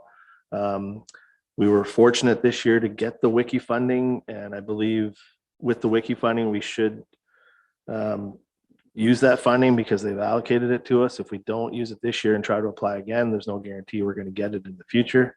And that project is something that does have to be, will have to be done. If it's not this year, it's through the engineer's report, it's definitely going to be required next year. So as council's wish, we can push it to next year, but then we have no guarantee on the funding either. So that's, my recommendation is we use get the extra money that we need and we get the project done this year with the funding from Wiki. Okay. Any further questions or comments? Deputy Mayor Hutchison, Tom? Thank you, Mayor Eccles, and through you to CBO Shepherd. Just didn't have the time to go back and look, but that number 400 sticks in my mind from when we discussed this back at budget time. So it's not so much a shortfall. Was it the WECI grant that we were a little short on? Did we have bigger hopes or expectations from there? Yes, through your worship, our former director of infrastructure was hopeful that the budget would come back at a lower number. Unfortunately, that didn't happen. We knew at the time of budget that the $400,000 was the request through the SBCA for the WECI funding, and that if the 400,000 was approved and the budget was in that 400,000, that we would be required to provide 50%. Again, we were hopeful that it would come back at a lower number. Unfortunately, it didn't. And this is the lowest number of the bids that we received. So. Okay, thank you, CBO Shepherd. That's what was in the back of my mind of how it happened. I know because I do sit on the SBCA. I too, I'm not one to go outside of budget, but I think this one here, because of the $200,000 WECI successful grant that we did receive, is obviously key to this. But the impact or potential impact if that system fails on that community that's the biggest risk that we're at. And I know I've been down there, and even through the SBCA, I know the bottom of the baskets, they're getting worse, call it every day, the deterioration. So I think it's unfortunately something we're going to need to address. It's a financial impact, but at least that would crack that. And I think CBO Shipwreck has identified, if we don't utilize the grant that we received, the success of getting another one next year, who knows what, if we get that, we could be stuck with a lot bigger bill. So I am going to support this. Thank you. Anyone further? Councillor Townsend. Doug? Thank you, Mayor Eccles. Just more of a comment than anything else, and I do support the project. Yes, it needs to be done before we have a large failure in Newstead there. But my concern is with, and maybe it's something as we get into a groove here with the new council, come budget time, we need to, I'm going to say, maybe we need to make a better job at the budget table at the budget time.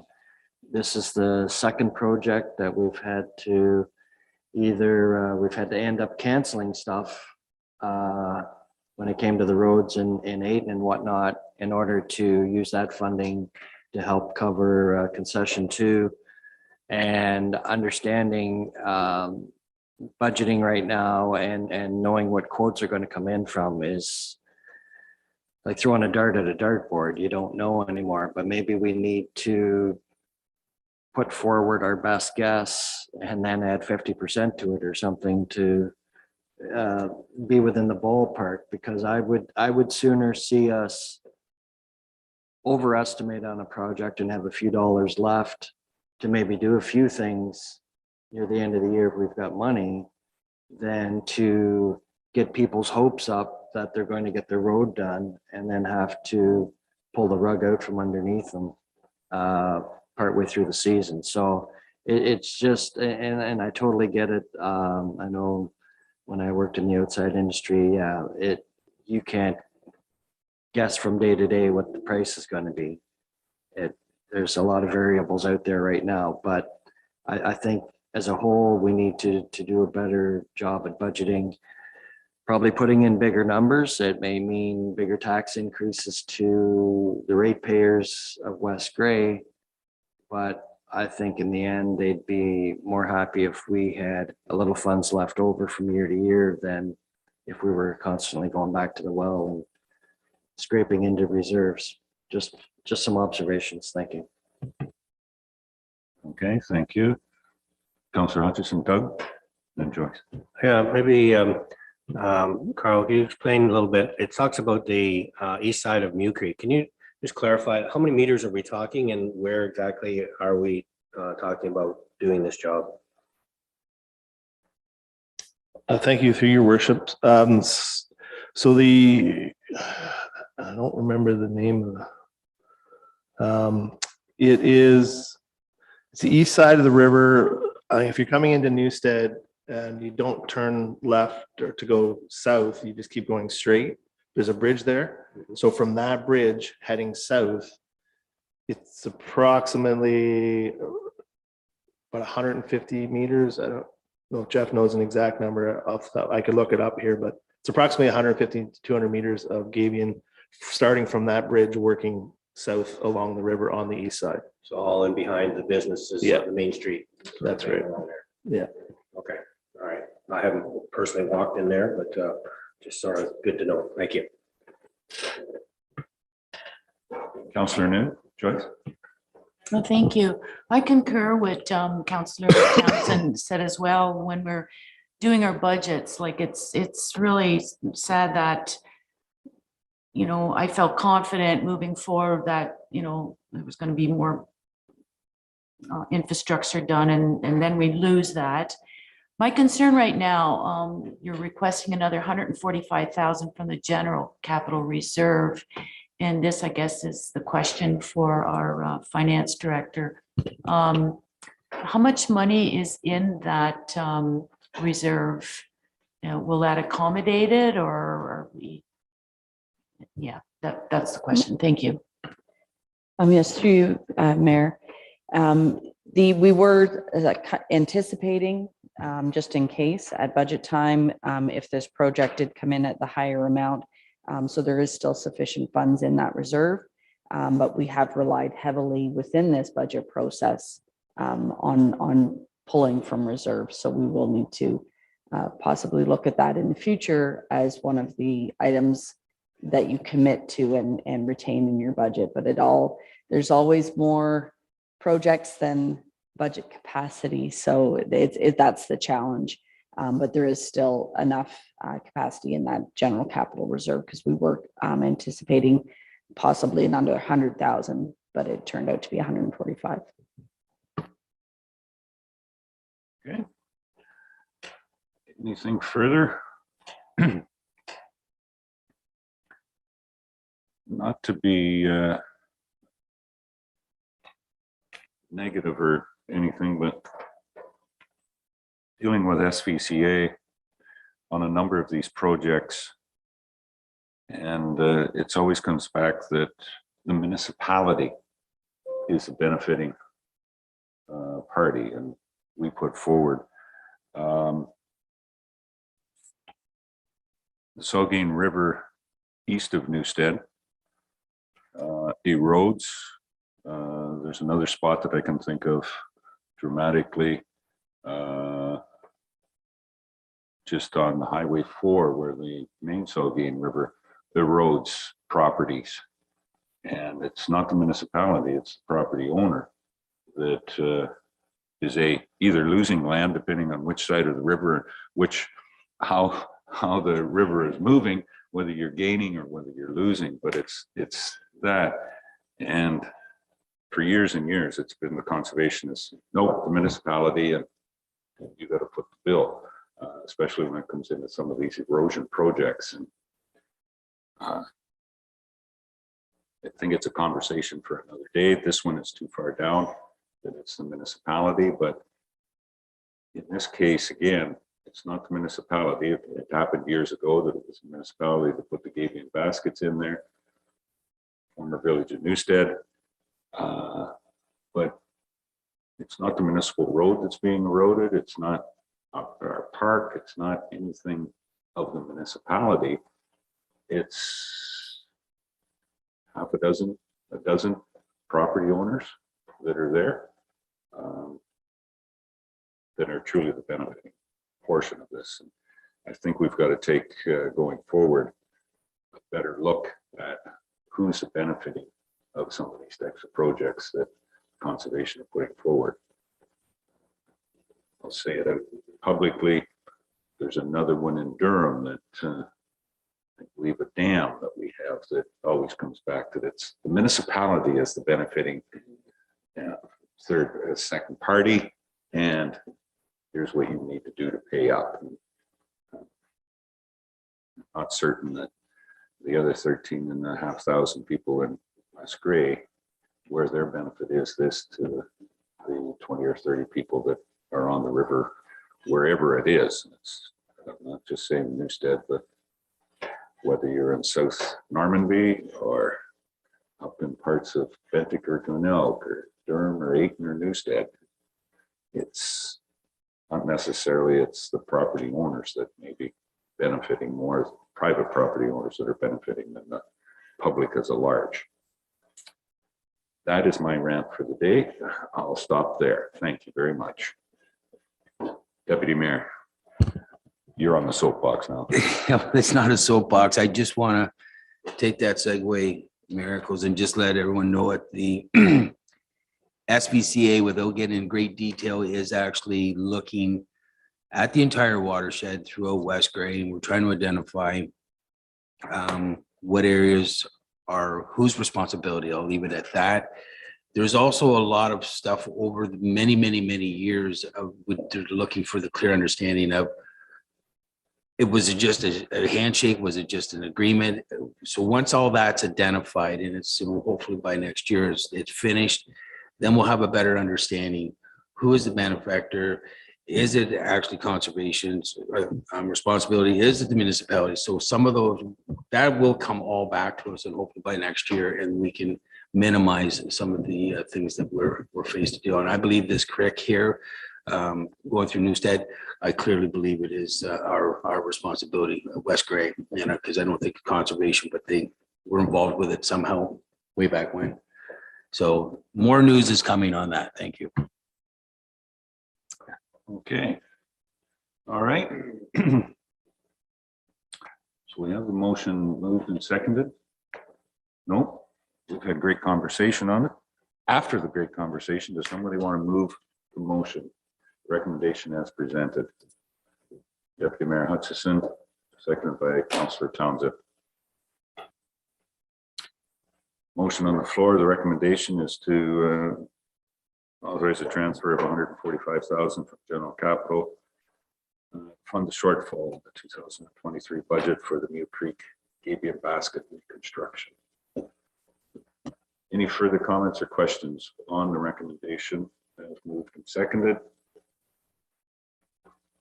Seeing none, all those in favor? Any opposed? That is carried. Okay. Further updates will be coming forward. Next one, I believe, is the Legislative Services Clerk to talk about some fees and charges. Jamie, you're up. Thank you, Mayor Eccles. So staff have undertaken a review of the fees and charges bylaw. The last bylaw was implemented in 2021 and has undergone some changes since then. So what we've done is staff have looked at the fees associated with each of their respective departments and have recommended increases or removals and additions where we feel that such changes are needed. So with that, each director or manager is here to speak to their fees specifically. So if there's any changes that need to be made, we can certainly do that. But at the end, we would need a motion to provide notice of intention to repeal the fees and charges bylaw and bring forward a new one, and then a motion to bring forward that bylaw as well. So with that, I will take any questions. Okay. It is there. Mr. Hewitt is in. Any questions or comments on the fees and charges? Councillor Hutchison. Doug? I have a few questions. I'm just wondering, should we maybe break it down into areas? Like the first one has to do with well, service or activity, I guess it is, which looks like administration basically. But I have a few that come up as we roll through this. So can we go through that? I don't know, maybe nobody else has questions, but yeah. You're correct. It sounds like a great idea. We'll just roll down through, and if there's a comment, question from one side to the other. But yes, let's start with service or activity. I believe it's the first one. And anything there between marriage? Go ahead, Doug. Well, it's a little further down, but it's under service or activity is the bag tags. So we're going from $2 per. Hold on. Through you, Mayor. So I think what might be easier here too is if we're planning on going through each of them individually, we could go through each of the appendices to this report. So the first one is general administration, then we have finance, animal control, public works, recreation, building, planning, and then fire. So if we wanted to start with general admin and move our way through, that might be the cleanest way of going about it, and so on and so forth. So under general administration, I believe is clerks as well. So if there's anything in there, I'd be happy to speak to that.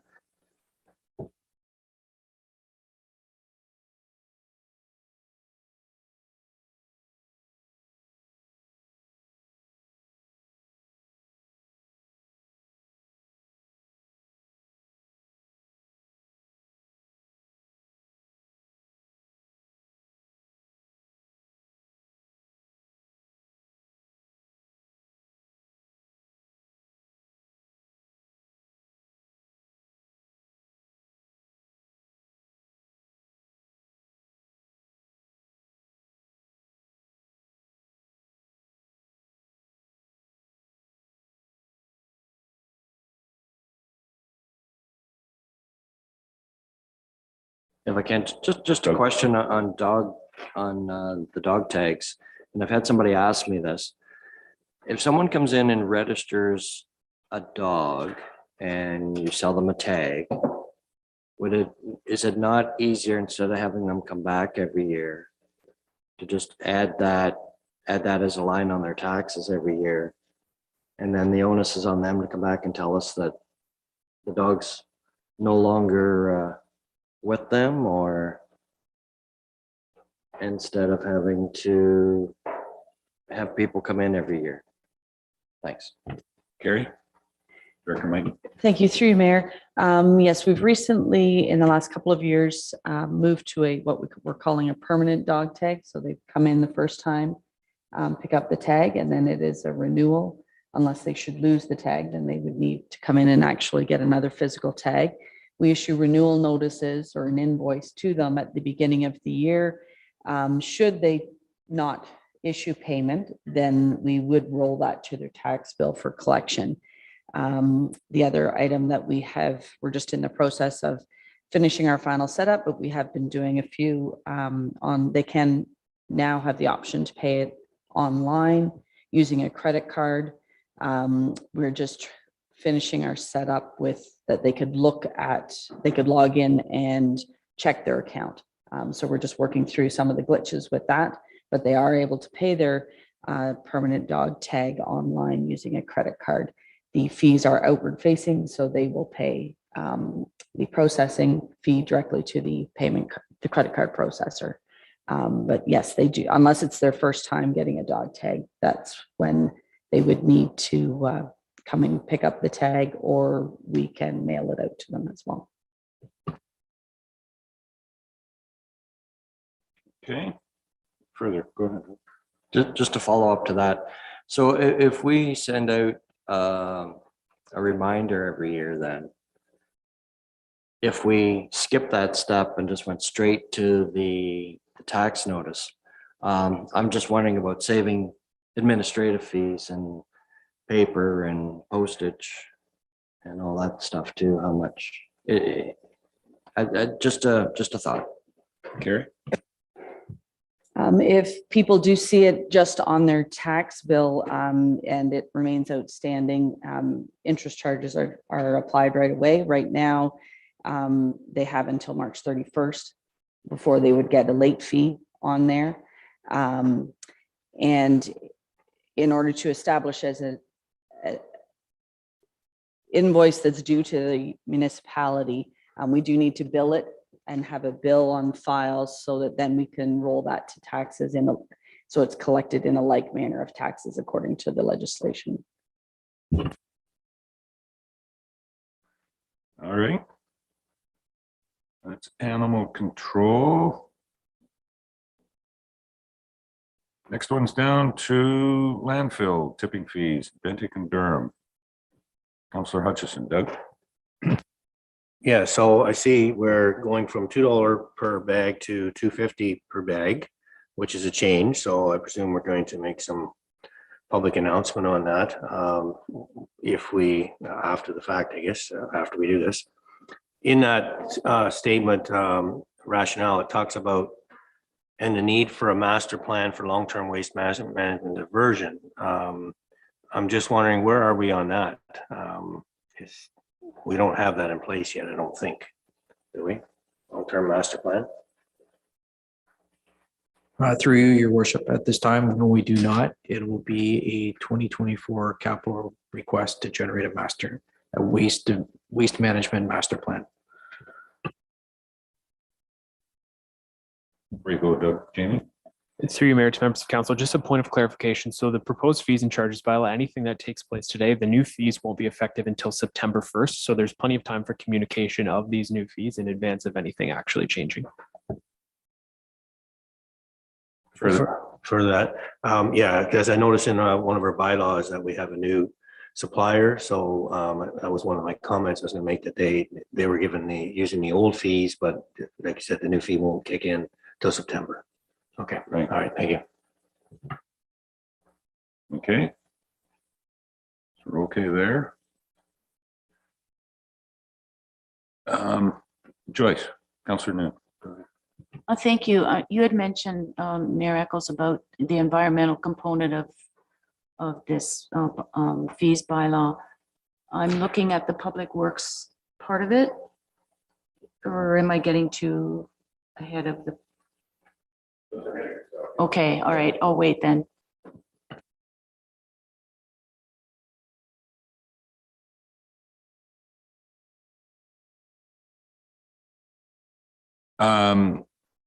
One thing that I had was large brush, 4-inch diameter or greater, large brush greater contaminated. I think what we're meaning there is large brush in wood. We have a number of contractors that do a very good job of separating. They've got a couple of hunks of 2x4 that are not contaminated, not treated type of stuff. And my understanding is that should be in there, but just for clarification, it will be large brush / wood, either contaminated or not contaminated. My author, Jeff? That was the intent. I apologize for missing that word, but it is in the far right-hand column in the description that it was intended to apply to both. Yes. Yep. Yeah. Okay. Just that minor for good clarification. Deputy Mayor. Thank you, Mayor Eccles, and that's what I was gonna ask. So just so I'm clear, so developers, construction material that's clean goes in on a trailer, there's no charge on that, just so I'm clear. Again, if it's contaminated nails and shingles and drywall and all that other component, that's different, but clean is no charge. Through your worship, yes, clean lumber and brush would be no charge. Anything I can use to generate cover, or anything we can use to generate cover in terms of wood and lumber would be no charge. Councillor. Just to further that, when you talk clean, you're not talking pressure treated, right? Anything pressure treated isn't classified as clean. Is that correct?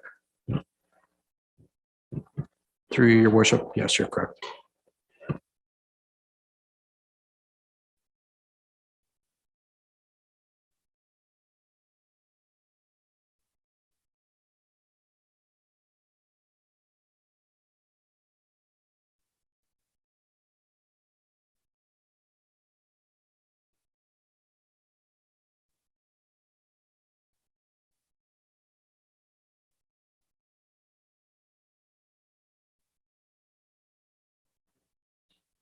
Sorry, Joyce. Go ahead. Yes. Okay. This is what you're looking for. Yes. Thank you, Mayor Eccles. Okay, under the entrance permits, now the refundable is $350. I'm looking under the Schedule E of the actual bylaw. Then the entrance permit confirmation is $200. Should that not be $250? Or what happens to that $50?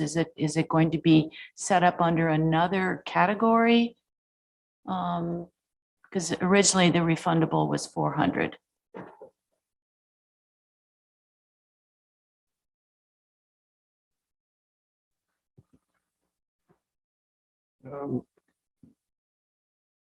The intent was to try to get the cost of processing the permits to the actual cost of what's occurring, so I was thinking it would stay in the same place. Yeah, because normally it was like the $600 and then 200 was the permit, the actual permit fee. And then 400 is refundable. But now 350 is being refundable. But it hasn't changed the permit by the $50. So that's why I was wondering, where does that $50 get captioned?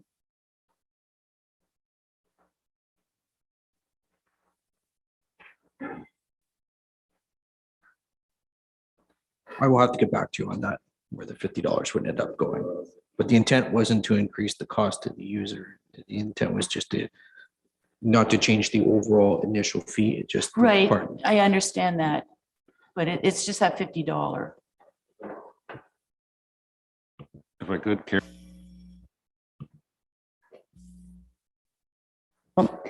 Yes, I think we should, our intention was to increase that retainable permit fee that West Gray gets. So we should, before we pass the actual bylaw, on Schedule E of the draft that you see there for the entrance permit confirmation, that should increase to $250, which would be the same if they were getting the full permit. They're only going to get, we're still going to retain $250, so it should mirror that.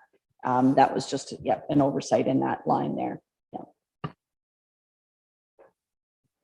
Another thing, just to capture, sometimes permits are put in legally.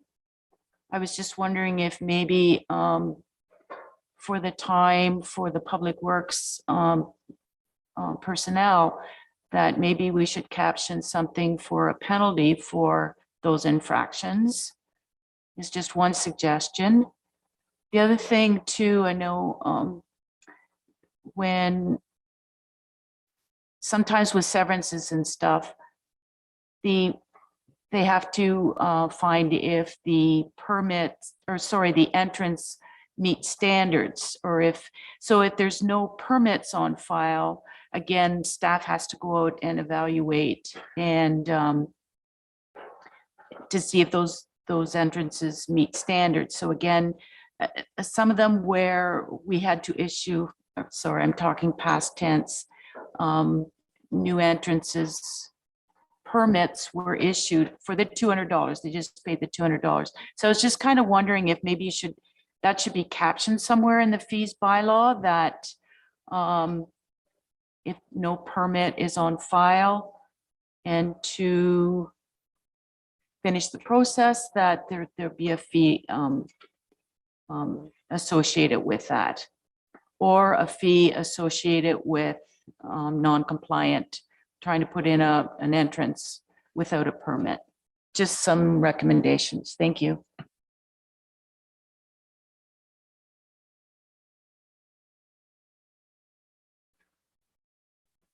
Does staff have a comment on that one?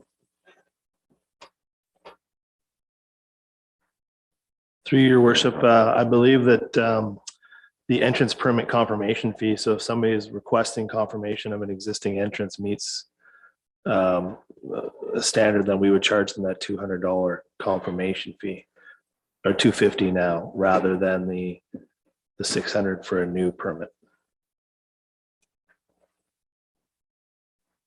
Go ahead, Dre. This new fees bylaw, the compensation, then any outstanding permits that are still haven't been approved or like investigated, like to close off and get their refund, would the previous permits still get the $400, or would it be changed now to the $350? And then you'd have to reallocate that $50 of a previous one to it. I'm just kind of wondering for anyone that has an outstanding permit still on file. Thank you. Jamie?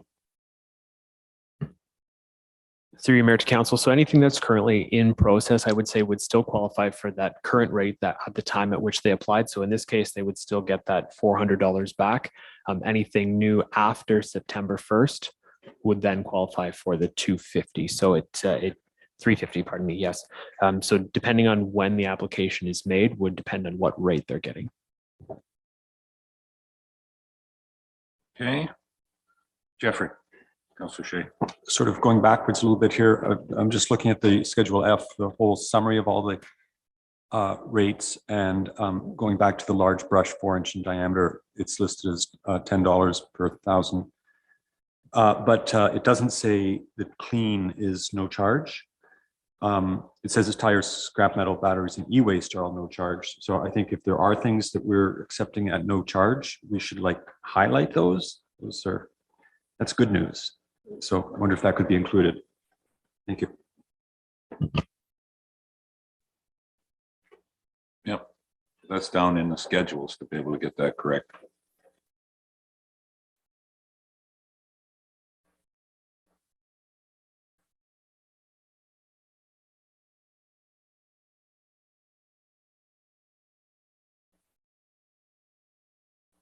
Okay. Yeah, through your worship, we'll have to review that. It is in the bylaw twice.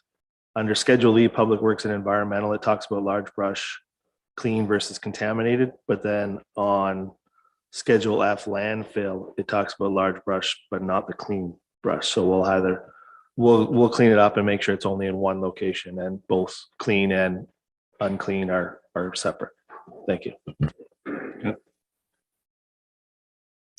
Next one, Arena Ice Rental, Durham and Normanby. Any questions on the, sure, let's start with ice specifically, and then we'll go to floor rentals.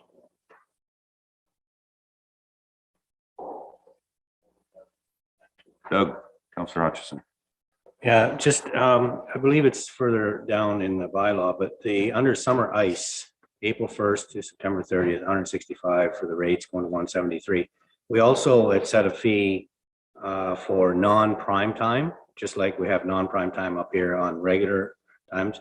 But I mean, it's not necessarily a change. We've already brought it in, so maybe that's why it's not here. But I do see it's in the bylaw or the schedule further down where it's $100 for non-prime time for summer ice, right? Correct? Go ahead, Jim. Through your mayor to council Hutchison, that is correct. So if there was no fee change being proposed, we didn't include that in the rationale for an increase or decrease. So that rate is still contained within the bylaw.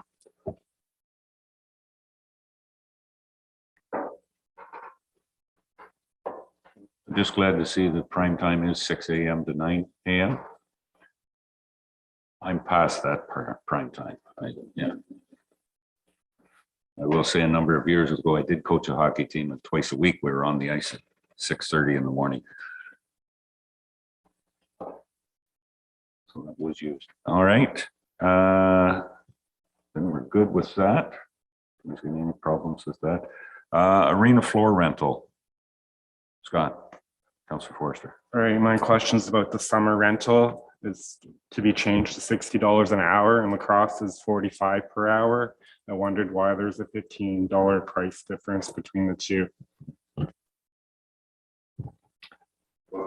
Thank you, and through you. Similar to other rentals that we provide to minor organizations, they receive a reduced rate.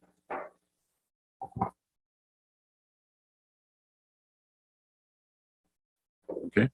Yep. One more. Go ahead. Yep. No, keep going. All right, I have quite a list here. For warning.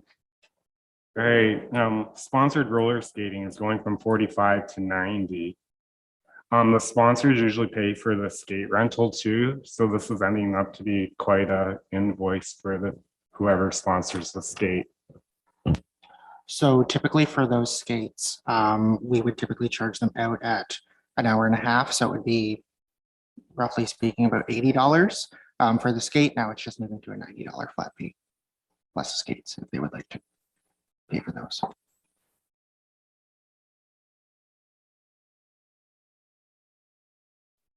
Because the sponsored skates are an hour and a half. So the previous fee was listed as hourly.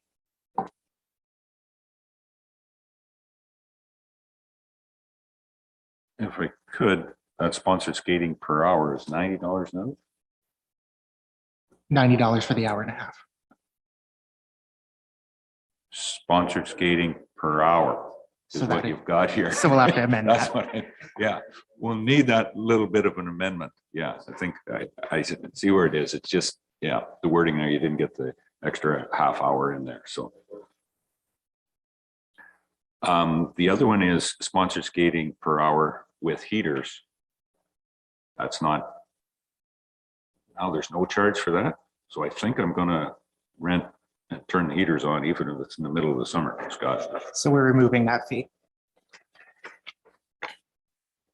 You're moving it, Removing it, removing it. removing that. Okay, yeah, because you're not renting with heaters or?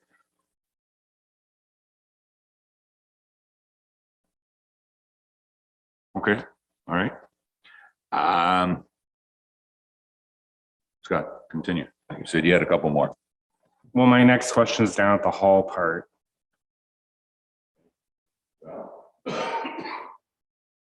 right. All right, yeah, thanks. Just wondering on the arena floor rental, understanding it's minor lacrosse and ball and stuff, and it's going from 41 to 45. Does that cover our costs?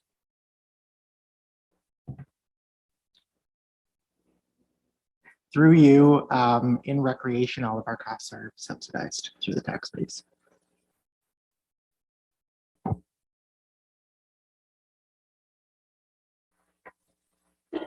Okay. So I'm thinking the answer is not quite, but getting close. Okay. All right. Arena advertising, arena halls. Scott. All right. I was wondering why the Glen Elg and the Landmarsh Hall did not offer an hourly rental or a part day rental. Through you, quite honestly, it's through the operation of the hall. It's very difficult for us to organize and have somebody clean the hall between rentals, so we just have it at a flat rate for the day.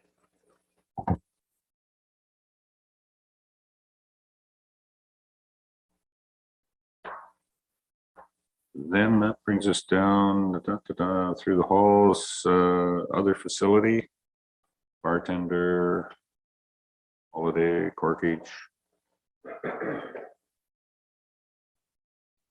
Ball diamonds.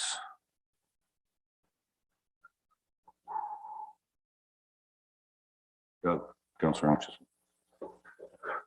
I'm just curious under the adult league. Like ball diamond per game was 35, now it's going to 40, but then on the adult league per afternoon or evening, it's going from, I don't know what it was before, to $200. And it's a new service or fee. So are we talking like our adult slow pitch is going to $200 per night? I'm not sure. Correct. Through you, that is a new fee that we're adding in. So it would be a $200 flat fee for the evening. For, as you stated, like the adult slow pitch. Yes. So previously they played about 6 games a night, so roughly speaking, $210. This is a new fee that's just going to cover them up in a flat. Okay, so should we maybe, well, I guess it's in there. It's 35 and it's going to 40 per game. Okay, so they're playing 6 games, 200. Okay, all right. I wondered about that. I wasn't clear on how that was. Okay, thank you.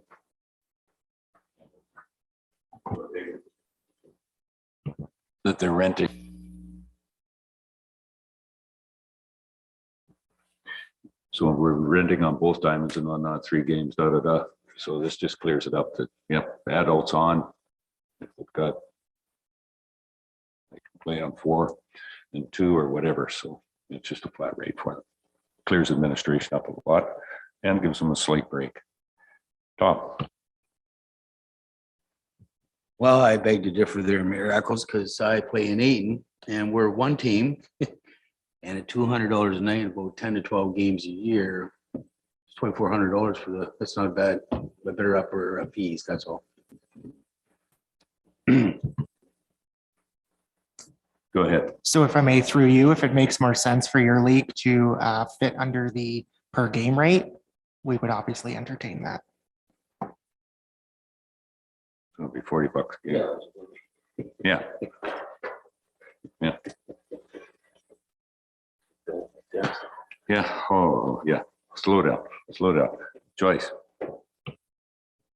Further to that ball diamond, is that staff prepping the diamond then, like dragging it and putting the bags and so on and so forth out?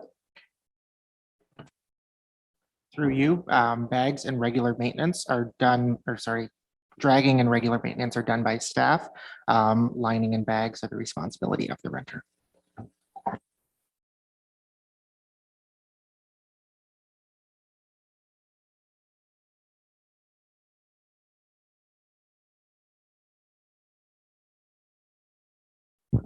With that being said, our minimum maintenance standard is being dragged every 5 games. So the diamonds may not necessarily be dragged for each game, but every 5 games, they should be dragged.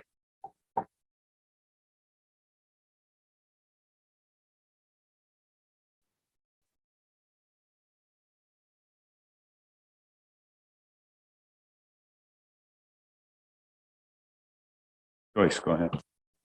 Under weekend tournaments, it's $580, but under the notes, it says not used. For clarification, and it says that in other areas.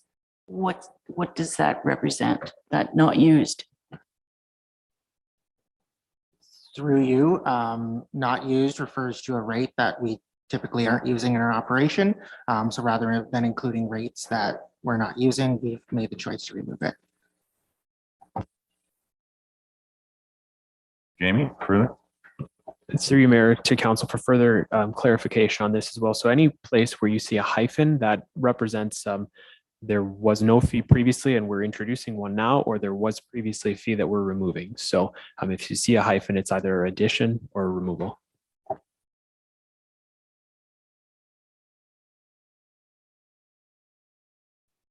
Go ahead. So that fee then for weekend tournament is being removed for clarification? Okay, so how with the upcoming tournament that's going to be used by the for that Ayton tournament, how would that be billed then? Or is that a question for something else? Thank you. Through you, and thank you for the question. So you are correct that 580 weekend rate is being removed. However, remaining, as you'll see in the full bylaw, there is the Pavilion Ball Diamond Grounds, $158 flat per day. So roughly speaking, that tournament would now be $320 or just a little bit shy of that if they were looking at doing a Saturday, Sunday.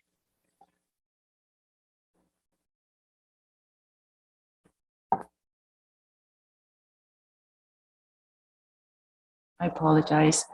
For 3 days, then roughly the same then. Okay. Exactly, yeah. Great. Thank you for that clarification. Jeffrey. Thank you. I see we've got rates for adult pickleball. I assume that's Newstat and that pickleball in Durham is still free. You might want to clarify that. Correct. So our courts that are open, free to play. Same with the tennis courts. There's no charge for those. For registered regular play programs such as the Adult Pickleball League in Newstead, that would be when fees come into effect. But our parks and green spaces are always open and free to use. Okay. Doug, Sort of in that same area. So I just wonder for clarification, these under drop-in programming, it seems to revolve around, pretty much around the Newstead Arena. So maybe we should have a subheading in there or something. Like I was curious about the adult shinny. So to me, being old school, I associate shinny with ice hockey. But are we talking ice hockey, $8 per game, which is basically $10 a game? Or are we talking ball hockey? Because if it's ball hockey, then maybe that's what we should say in there. I wasn't sure. Through you, it's for whichever. It can be ice hockey, ball hockey, whatever. Okay, so we don't have the shinny rate under ice hockey then. No, that's why it's under drop-in programming, because it would be a drop-in program. Okay, all right. And what about the ball hockey then? Is that included in that? There? Adult ball hockey shinny, Yeah, it would still be under that shinny rate. okay. So could we just maybe put a slash ball hockey? Adult shinny slash ball hockey? Because to me, it's two different things, but anyways, Yep, here nor there. we can. Yeah. Okay, so we'll just do arena. Okay, so drop in. Yep, all right, fine. is that $8 per game or $8 per player per game? Per player per game.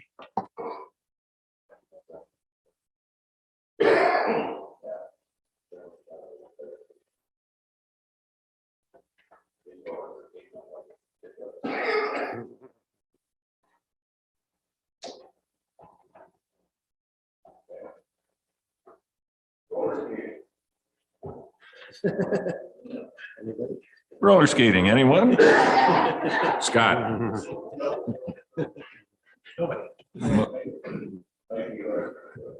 All right, as a longtime volunteer at working the door at roller skating. For children under 12, the price is going for with skate rental and entry from $4 up to $7, which is almost doubling. The kids come there, they have the change from their piggy bank. Most of them can't afford more than $4. Families of 5 are coming, spending $20, entertaining their whole family for that evening.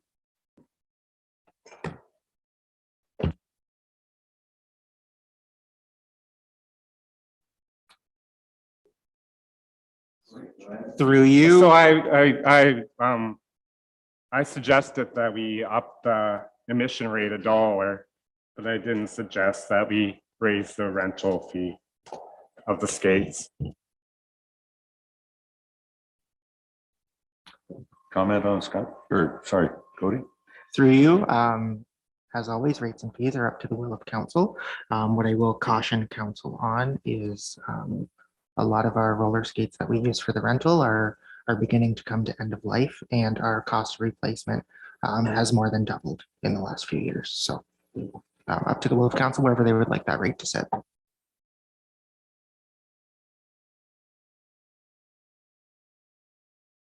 I'll go to Doug first and then, yeah, we'll come back. So, Doug.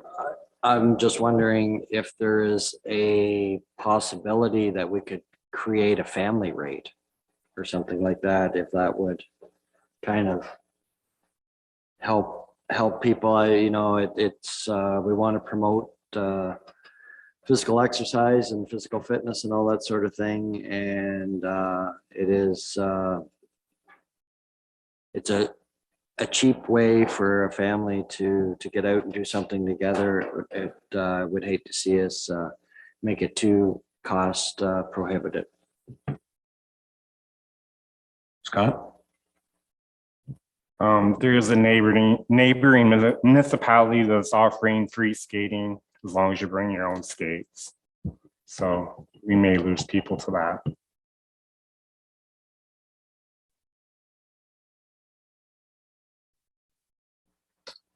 Thank you for the comments and questions, councilors. Roughly speaking, using the current proposed rates, if we were to assume a family of 4, it would be a rough cost of about $32 per family. If you wanted to build in a family rate, perhaps a rental rate of $25 per family might be agreeable.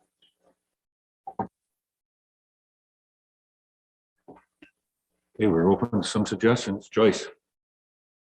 No, thank you. Just looking at roller skating in general, since amalgamation, I was just kind of wondering, I mean, you're not going to go back every year, but it's been a really good fundraiser or a good revenue base for the Newstead facility.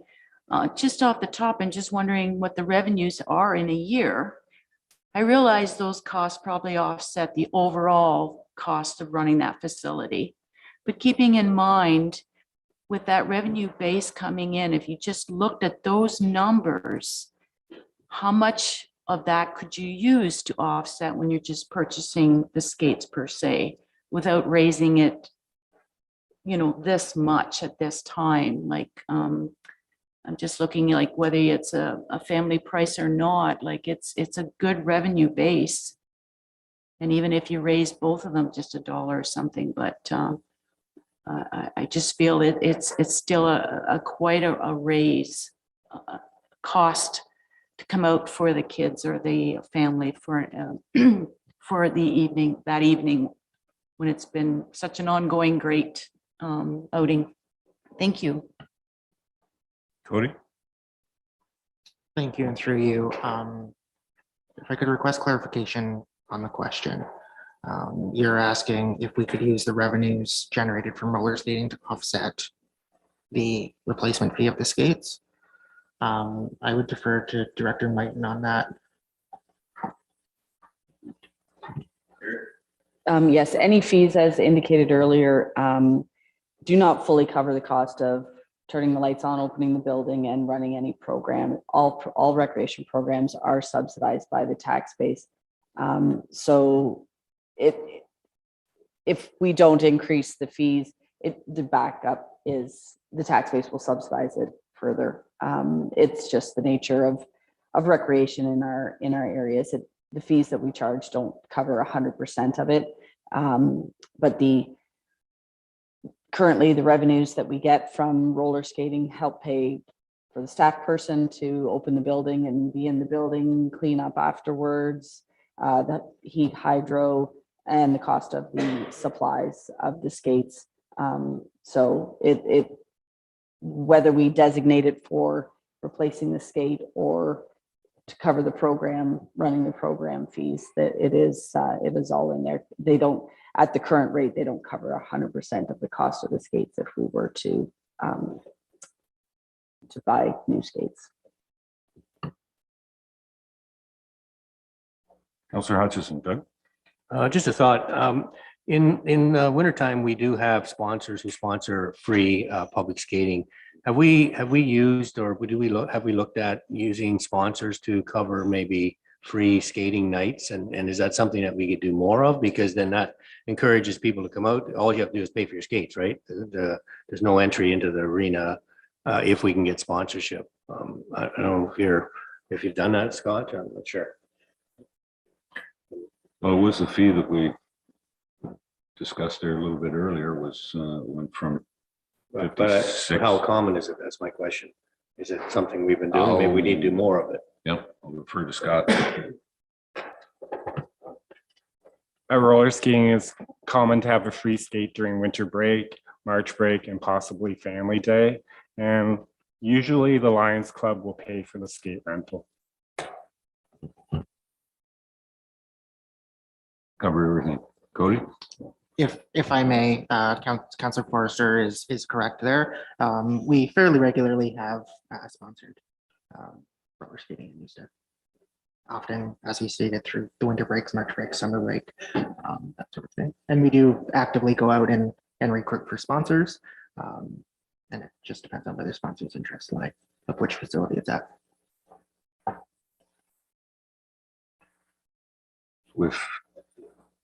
Go ahead, Doug.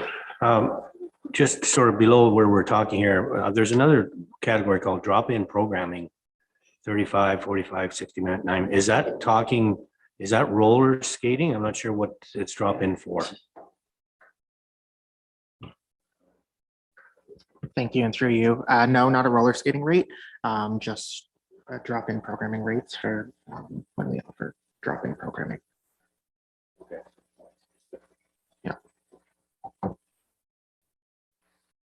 So that would be yoga and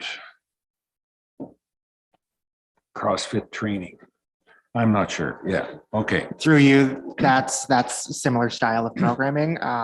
So drop in or registered adult child programming, that sort of thing. So if we potentially offer Zoom classes, yes.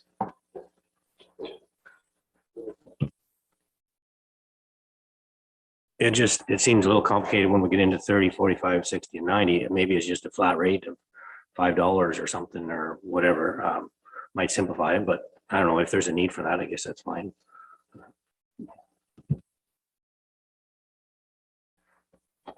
As Cody has said, this is council's fee and charges bylaw. We've got the last say on it.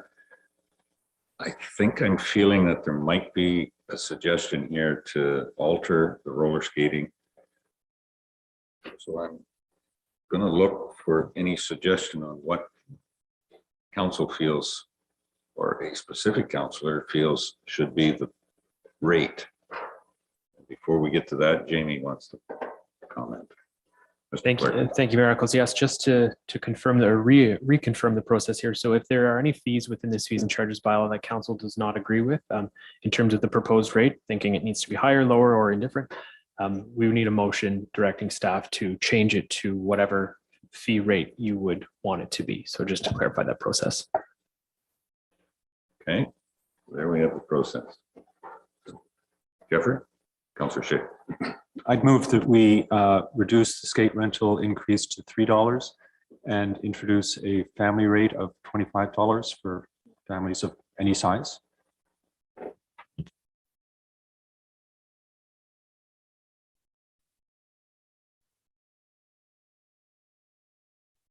That would be including skate rental.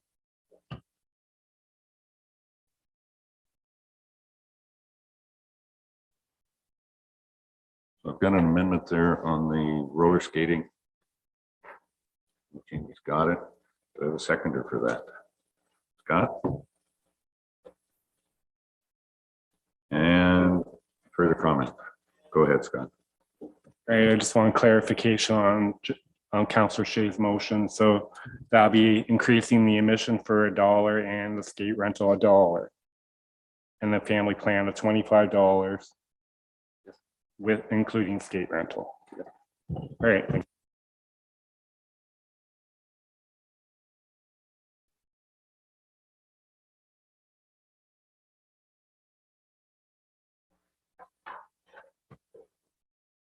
We'll find out how big some families are in Newstead on Friday nights.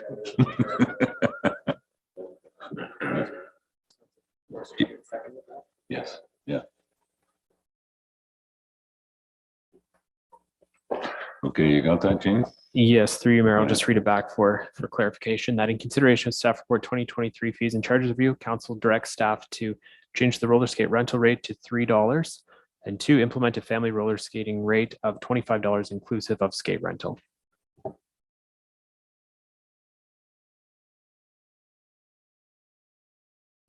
Okay. Any further questions or comments on that motion? Call the question. All those in favor? Opposed? Carried. Dryland programming. This is more for our day camp programming, summer programming. Councillor Hutchison. Doug? Yeah, I'm just curious. There's a lot of fees here for different camps. I'm just curious of what camps that we might be running. How many of these are we running, or are these ones that we have run in the past but aren't necessarily running now? So that's my question. Go ahead, Cody. Through you, this year we are not operating any summer camps as we had discussed previously with Elephant Thoughts taking over the program. However, this is in preparation for next year's programming. I would like to bring back a full summer camp cohort. Yeah, when we do realize that Elephant Thoughts have restricted their age group now, they're like 10, was it 10 to 16 or something? Yeah, so there's no younger age group being accommodated, which before last year there was, right? So that's a big change. So we're missing out, I think, and by not running some camps here, given where we are with Elephant Thought. So. If I may, through you, yes, the program change was quite a shock to us as well. It's unfortunate, but this summer we will be offering camp style pop-up programming throughout West Grey.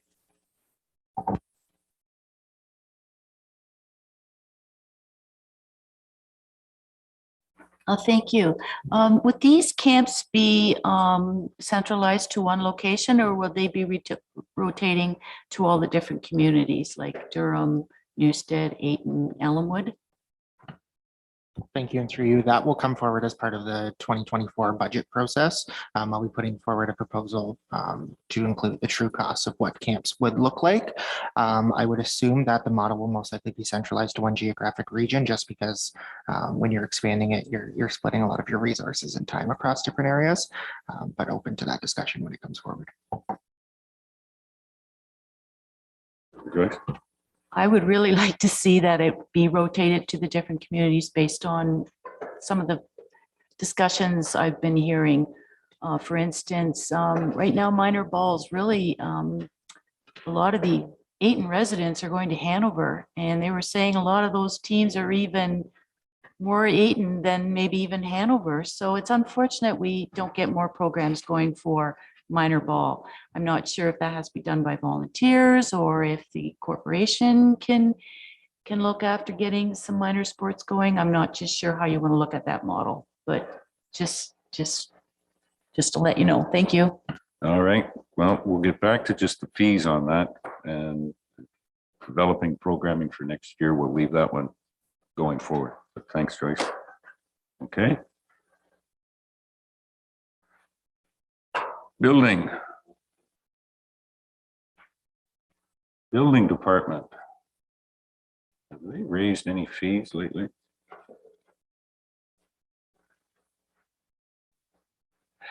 Is there any questions or comments?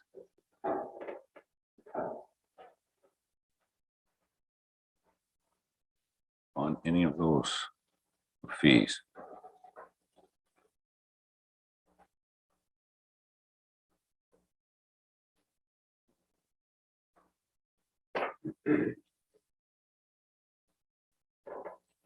No? Got one? Doug? Councillor Hutchison. Yeah, I'm just curious, so for Carl, like, so these are for these proposed fee is $100 for fee permits that remain open for longer than 2 years. So do we have a process to encourage people to close up their permits or get it done or whatever? Like, what's the communication protocol for something like that? Through your worship, so January of every year, we usually go whatever the latest year that we happen to be working on. We would send out letters, usually about 10 at a time, to the open building permit, to the residents of where the open building permits are, and just inform them that the building permits are open, that we need to do an inspection. So our plan is to include, if this fee is passed through council, then we would include this fee as part of that letter, stating that if you haven't completed your final inspection by such and such a date, that moving forward, you'll be charged the $100 per year renewal. So that we're hoping that that will incentivize people to respond to those letters and to make arrangements to get those final inspections done. Right now, we're probably only at about a 50, maybe just over 50% rate. So we send out 10 letters and we get 5 responses, which we're really trying to clean up a lot of those older ones. So the ones that we don't get responses from, we make a point of traveling to the property, putting a door hanger on their door to notify them that they have open permits and that they should contact the municipality. That usually gets a couple more going. And then the next year we would then send out letters again to those ones that we haven't had responses to. So if we can get it done that through that first letter, it saves a lot of staff time and resources going forward, like for future years and things like that as well. So there's no expiry date on these building permits, and like they just stay open as long as forever. Through your worship, there is no expiry under the Ontario Building Code. There is a statement in the Building Code Act that says a building permit can be revoked if there's no ongoing construction. I believe it's 6 months, and if the building permit hasn't started for 1 year from time of issuance, the building permit can be revoked. Unfortunately, what happens when you revoke a permit and then somebody tries, would request an inspection at a later time or request a final, then now we have to reopen that permit. And it just becomes a lot more of a legal issue because now they're technically, after the permit's been revoked, they're technically building without a permit, which brings into some other legal issues. So revoking the permit is a sort of a last, it's really the nuclear option. We really try to avoid doing that. We really just want people to comply and get those final. Most of the time, the work's been done, or at least 99% of it's been done. It's just a matter of making that appointment and getting somebody to be at the house. Because a lot of times for residential ones, we just need to get in the house and do a quick walkthrough. So the ones we can do outside a garage or decks, most of those we just do as a drive-by, and we just do a quick walk around without any notification. So.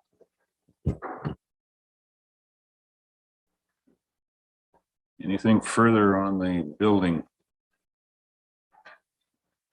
permit fee increases?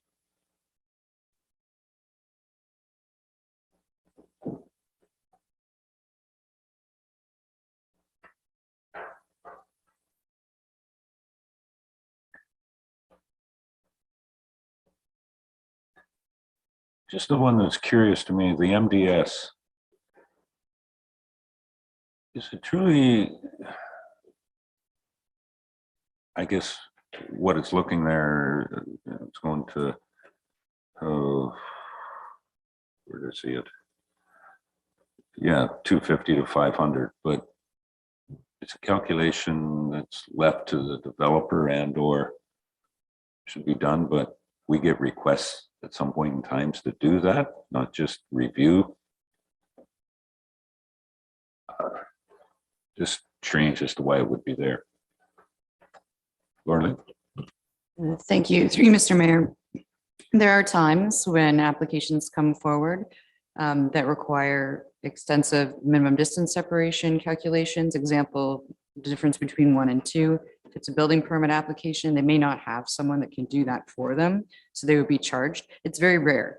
So if someone submits a planning application, MDS in agricultural and rural areas is required.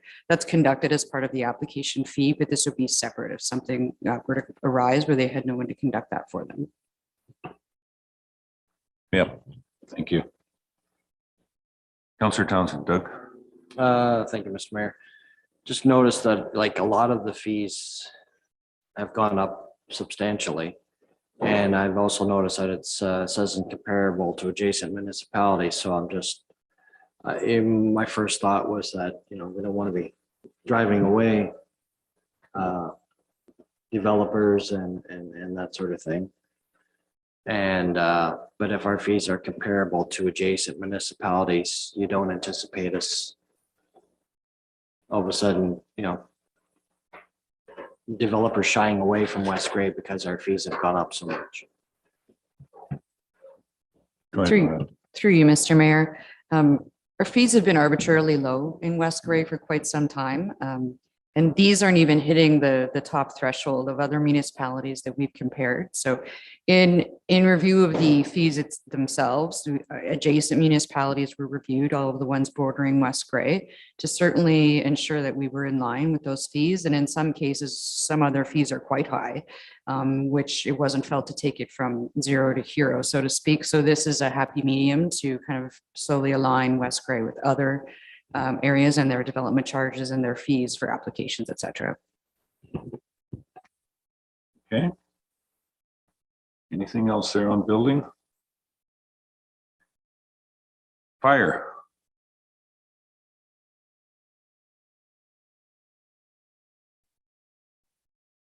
Mr. Schwartz isn't here to defend. Well, you're going to take over as fire chief. Thank you. Through you, Mayor. Well, that's a heavy hat to wear, I will say. No, so what we've done is we've just reached out to the fire chief to see if he's available to take any questions on that. So if there are any specific questions, I might suggest that we come back to this later on. If there are no questions, then that's fine, we can proceed. But if council does have specific questions about the fire fees, then I would recommend that we come back to this. Good to know. Yep. And it's, again, it's an acronym thing, MTO. Ministry of Transportation of Ontario. Well, that's what I thought, but I thought, what would they have to do with fires? So Well, it's not so much on fires, but they have Phil uses their set rate for equipment rental, truck rental. They have a rate, and that's what is usually, if I'm correct, and I'm looking towards Gary or Jeff, yeah, that's the one that they go by on what apparatus rental rates are. So that it's very clear and normal for that. Okay.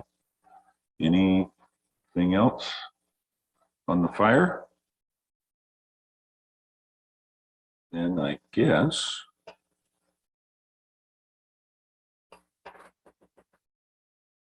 is there anything in the sections proposed?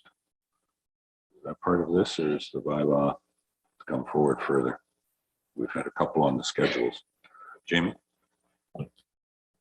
Through you, Mayor. So now that council's gone through all of the various schedules of the bylaw and have made comments on those, staff will bring back a revised version in the bylaw that's presented for consideration. So at this point, what we need is direction to provide notice of intention to repeal the current fees and charges bylaw and replace it with the revised bylaw, and to bring forward the 2023 fees and charges bylaw for consideration.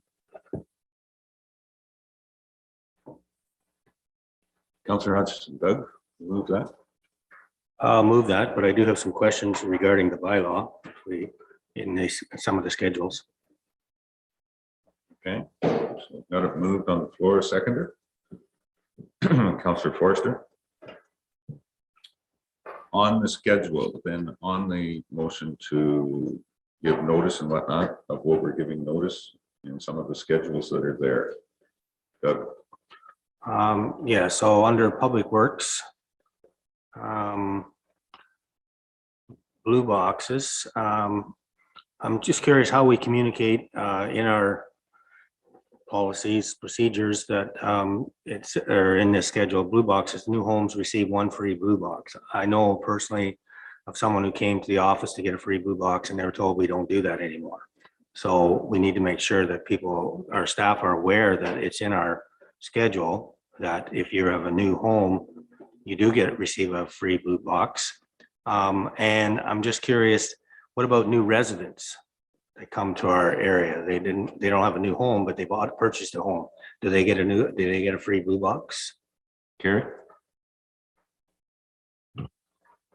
That was an oversight in this draft. The idea is that we will eliminate that.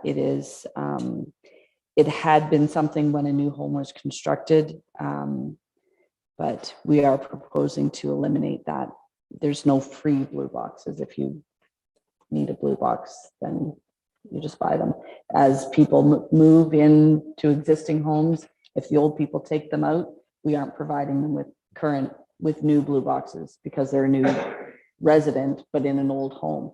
So it's just kind of a nightmare to track administratively. And the cost we feel isn't exorbitant. It's cheaper than if you go to a commercial facility to buy a blue box for the size. So it was just we want to eliminate the free blue box fee entirely. Okay. So probably we should have been honoring this since it's still in there as people come forward, right? But from now on, since we change it, then we should change it. Yeah, I'd have to check if it's actually worded in the old bylaw or if it was in a previous policy. Somewhere I read it anyway, so it's still in here, so we need to get rid of it, then that's fine. And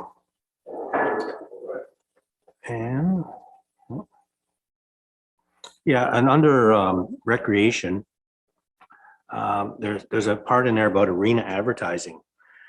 and I don't like to open up a kettle of worms, but we need to have some discussion on that, in terms of Ball Diamond Soccer Field and West Gray facilities. In terms of, now this says arena advertising, but it's not inclusive. It doesn't include that, but in the past, we've had sponsors put signs up on our ball diamonds, and I believe the funds went to minor ball. I see one sign on the soccer field, and I presume the funds are going to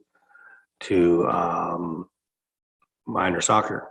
So I'm curious about, do we need to put something in there in terms of advertising for signs? Since it is West Gray's facilities, probably those funds should be coming to West Gray, just like the arenas. When we do it on arena boards and the arena on the ice, I presume those funds come to West Gray. So should we be looking at doing something? Otherwise, people are throwing up signs all over the place and getting sponsorship money, and where are we with all that? So I think we need to have some discussion on that, or a policy or something. Whether we do it in this or we leave it and do it another time. Just wanted to make a mention on that. Thank you.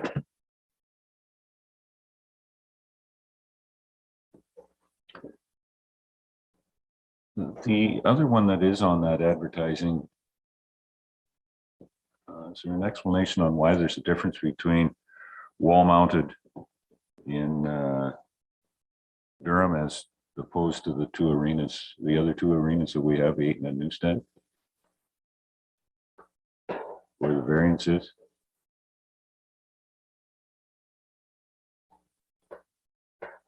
Jamie? Through you, Mayor, I think we need to defer to the Corporate and Community Initiatives Officer, Mr. Hewlett. I'm not sure where he's gone to. We can get him back into the room, though.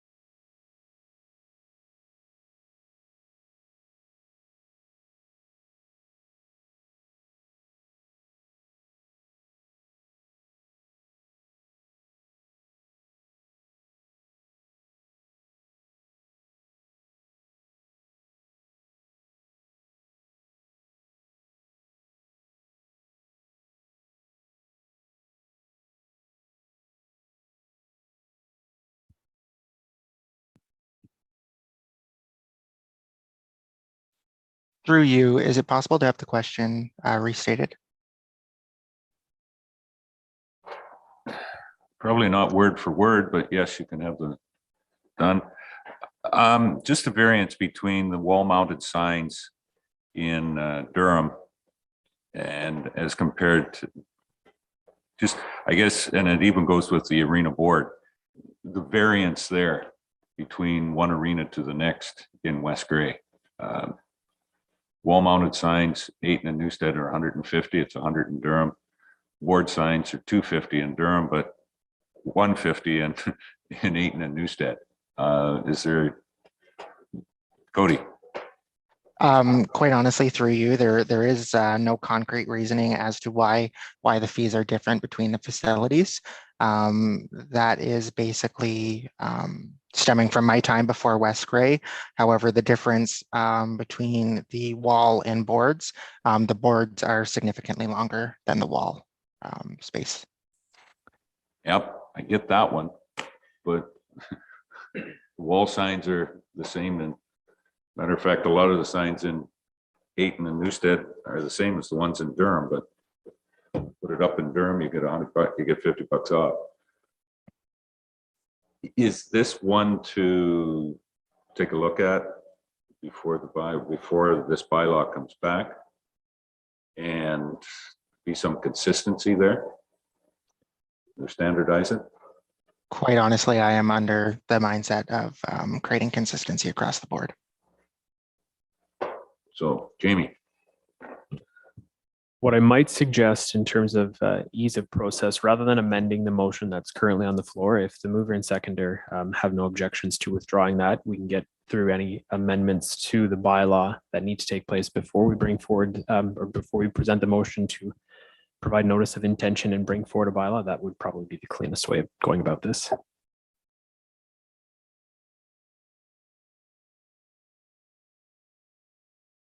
We do have had it moved and seconded. The mover willing to let that stand down? Okay.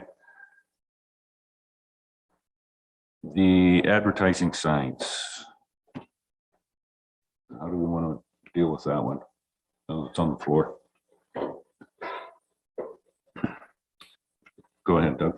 Well, maybe we need to have staff to do some looking at this, like as I mentioned about the ball diamonds and the soccer field. Are we going to have some control on that? Are we going to get involved in that? I'm not sure. I don't think there's as many signs there this year as there has been in the past, particularly in the ball diamonds. But you know, should we be in control of that? And then again, with these consistency between the arenas, then we need to be consistent. So can we maybe send it back and let staff give us some looking at it and bring it back at a later date? Problem with that is we do have September 1st. If we do that, then be able to give notice and go forward. I'm not sure we can be able to pass this bylaw by September 1st. Gary, your comment or not? Sure. On the, whether we want to control or take a cut out of the advertising fees for soccer, right now they get 100%. They look after that. We'd be looking, I think, for direction from council. Do you want to claw back, get into that revenue source that they currently have? Minor ball previous years had put up signs on the fencing as a revenue source for them. They haven't done that since before COVID, I think. And they're not, the Diamond Project, that was when those were on. So the Diamond Project has ceased to exist. But does council want us to put that in place to restrict the advertising fees for those groups at our facilities? If so, we can put something in place, but what are you looking for if you want to, you know, pull back on some of that revenue that they currently have? Well, I don't think it's a case of trying to pull back the revenue. I'm just saying that we need to maybe have a policy. If they're the ones that's going to go fundraising and get the sign, fine. What does that sign look like? Do we need to have any criteria on the sign or whatever? But I'm fine with them generating as long as we're okay with that, and we know, like we're doing, for the arenas, we get the funds, right? It's not going to minor hockey, right? It goes to us because it's our facility. So I'm saying the ball diamonds, they're the same, but yet we have a different procedure. We have different animal happening. So let's just clarify it. I don't care, but yeah, it's great for the ball club and the soccer club if they can generate some sponsorship, but let's maybe put some criteria that this sign has to look like this, and it's not, you know, it's not 3 kilometers long and so on. Like there's some criteria to make it work. So if I may, that may be more of a communications policy as opposed to the fees and charges. If you're not looking at taking some of the fees they're generating or the revenues they're generating, then that would be outside of the fees and charges bylaw and would be something in our communications policy. Madam CEO. Thank you, Mr. Mayor. So as our director has just said, that really does fall under communication standards, but I think we're talking about 2 items here that do certainly warrant some further staff investigation. The consistency in these fees. So thank you, Mr. Mayor, for raising that, because I'm a little confused on where these numbers come from. Typically, you know, advertising rates are based on exposure, how many eyes are on these, you know, billboards, that sort of thing. So I think we need to look a little bit closer at that. And when we get to, you know, community groups selling our asset space, that's a partnership that we can certainly shape a little bit firmer and make sure that we are having some consistency in that as well. So I'll ask Mr. Clerk to advise how we can do this research and bring this back. I know September 1st was our ideal date for this to be passed. So we still have a couple of meetings before that. So maybe we can do both. I'll leave it there for discussion. Thank you. Okay, Cody? You had your hand up, Cody, or? does Through you, Madam CEO take all the words out of your mouth? Through you, I have no further comments. Okay, thank you. So does council want to clarify the arena advertising and make some consistency with that? I see some nods down there. Got a chance to give us some numbers.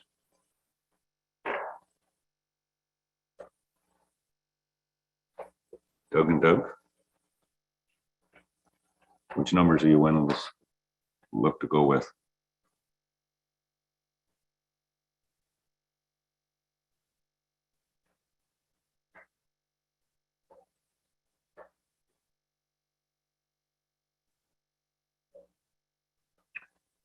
We're under some time restriction, boys.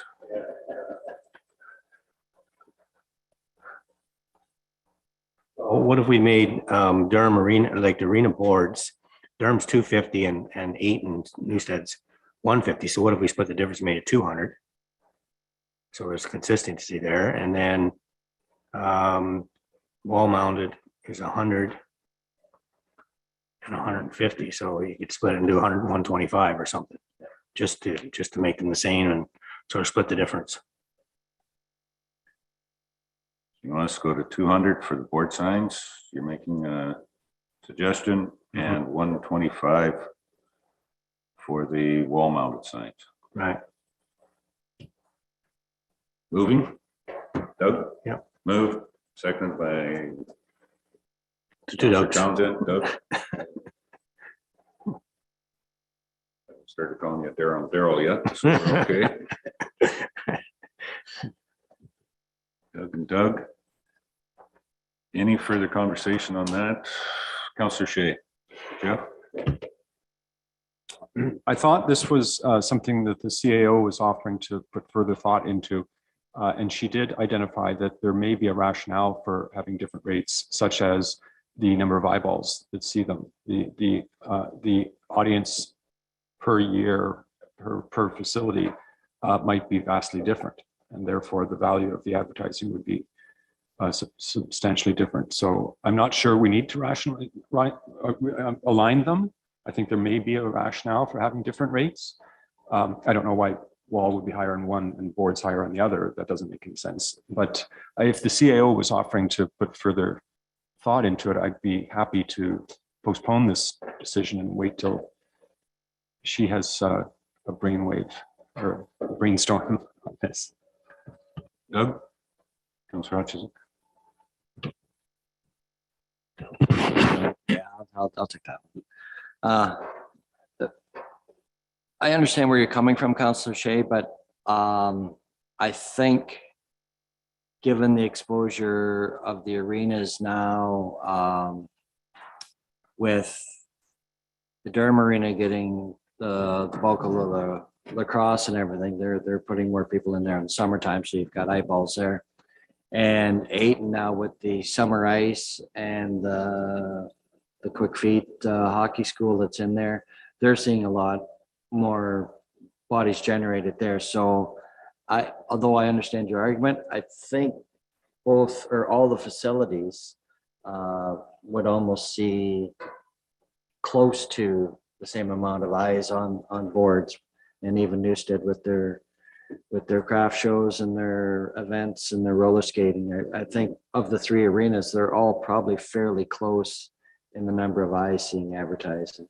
And we were just looking at standardizing the rates, that's all. And maybe we could offer, here we go, maybe we could offer a discounted rate if they advertised in all three. Just a thought.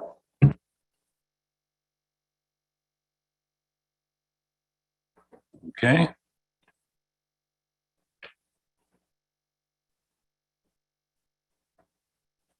Madam CEO, Laura? Thank you, Mr. Mayor. We could set the fees for now and let staff do some research into best practices and what neighboring municipalities are doing for their advertising program, because I think that's really what we're talking about developing, because I would like to look at all of our other boards, not just the arena facilities. So if council is interested in setting some rates now, they can be amended if the program research determines that we need to make some changes. Okay, so we'll leave the motion on the floor. Any further discussion? All those in favor? Any opposed? That's carried. All right.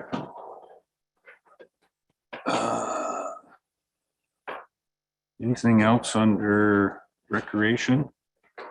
We have Cody back here.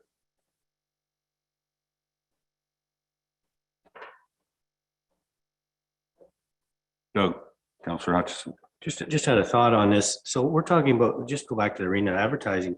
So we talk about a sign. So we're saying this is the fee. So I presume that the person who's putting that sign in pays for the sign itself, right? Yes. And then we get the extra advertising fee. Okay, all right. So that's where we need to make sure that we're consistent. I know in arenas, we're fairly consistent in sign size and that type of thing, but we need to make sure we're consistent with our what it looks like, sort of thing. Yep. Okay. There's one other one, Cody, and I think we talked about it, was adult shinny. It's down as $10 per game per player or participant. Yeah. Okay. That was picked up. Any other questions on Schedule G in recreation?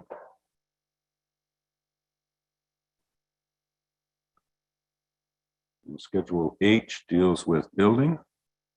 That would be Director Shipwreck and Manager Ms. Spencer.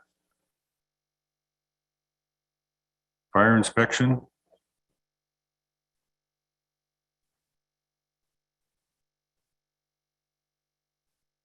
It'll be from Phil. And the responses from fires.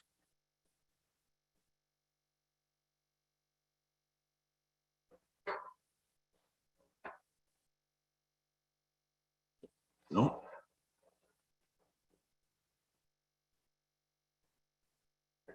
So I see if there's no other questions on the schedules in the bylaw, then we need to do a motion to give notice. Amy. Thank you, Mr. Mayor. So what I have is that in consideration of staff report 2023 fees and charges review, council directs staff to provide notice of the municipality's intention to repeal fees and charges bylaw 45/2021 and replace it with a revised bylaw as outlined in the report. And 2, bring forward the 2023 fees and charges bylaw as amended for council's consideration. All right. Any can I have somebody move that? So we'll get it on the floor. Councillor Forrester and Deputy Mayor Hutchison.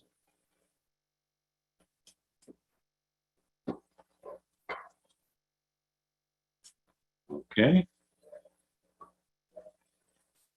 Quick question, is there any way to have a slight exemption? The only reason I'm asking is on that clean wood. Right now we have brush goes in as no charge. And the clean wood we've always thought was exactly the same. I think it's been clarified now in this. Is there a way you need to say that can be that one specific fee could be made right now?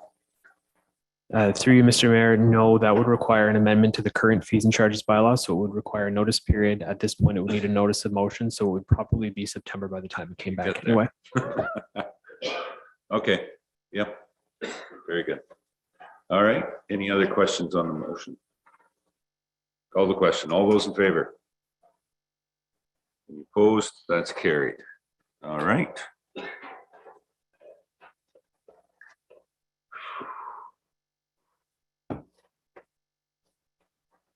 Many seconds as there was fees changes. Questions?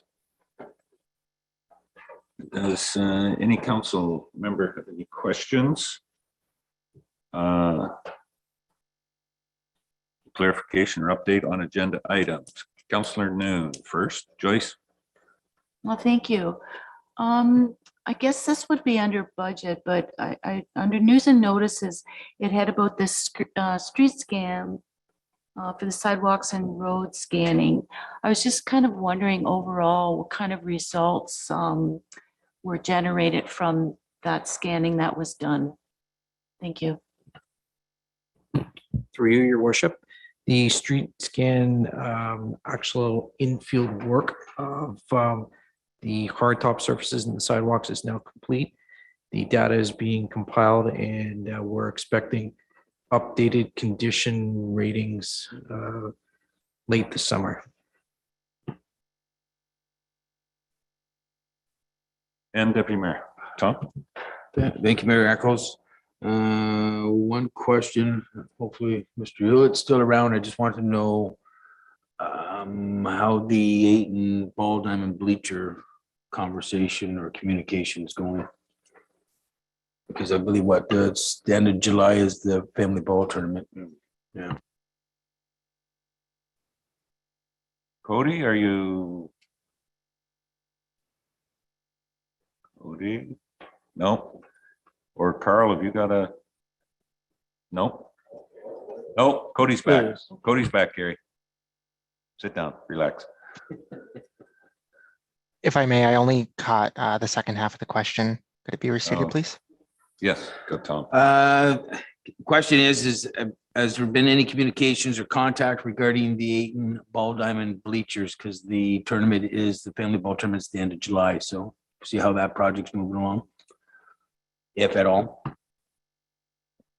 Through you, at the last council meeting, Councillor Noon had inquired about if a community group could reach out and potentially work with me on the project. As of right now, I've had no correspondence with that group.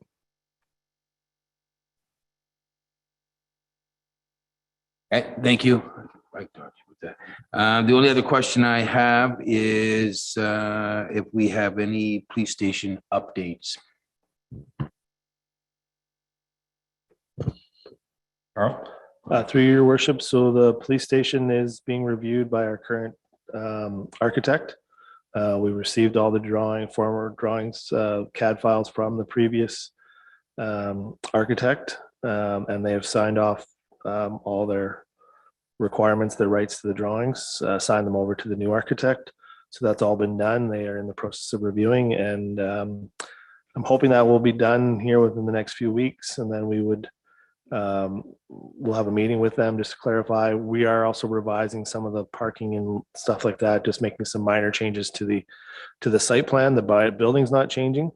So at some point that revised site plan and would come back to council for approval. And then the tender documents would be prepared by and a costing would be prepared by the consultants, and that would also be brought to council for approval. Okay, thank you, CBO. Okay. Further question, Doug? Just recognizing that we did recognize an individual at the start of the night, and I think I mentioned this earlier, but I would really like to see if we can come up with some kind of system for recognition awards on an annual basis, particularly for volunteers. We used to do that. We used to do a dinner, but we've lost that over the years. So I think we need to get back to that. And not only our volunteers, but I think some of our athletes, our local athletes who we have some provincial winners and whatnot in the area, and teams that have done really well. And I think we need to get back to recognize it. We have done occasionally, but I don't think we do it on a regular, consistent basis. So I think we need to get back to that. So look forward to maybe something we can discuss in the near future and try to do something maybe even this year yet in terms of recognizing some of our volunteers. I guess there's already not a question there other than throw it out there. Another question I have, water restrictions. Based on the situation we have right now, should we be looking at putting on restrictions regarding lawn watering? Not necessarily maybe a ban, but if it continues the way it's going, maybe we will be looking at a ban. Any comments on that from our staff in terms of water restrictions? Jeff?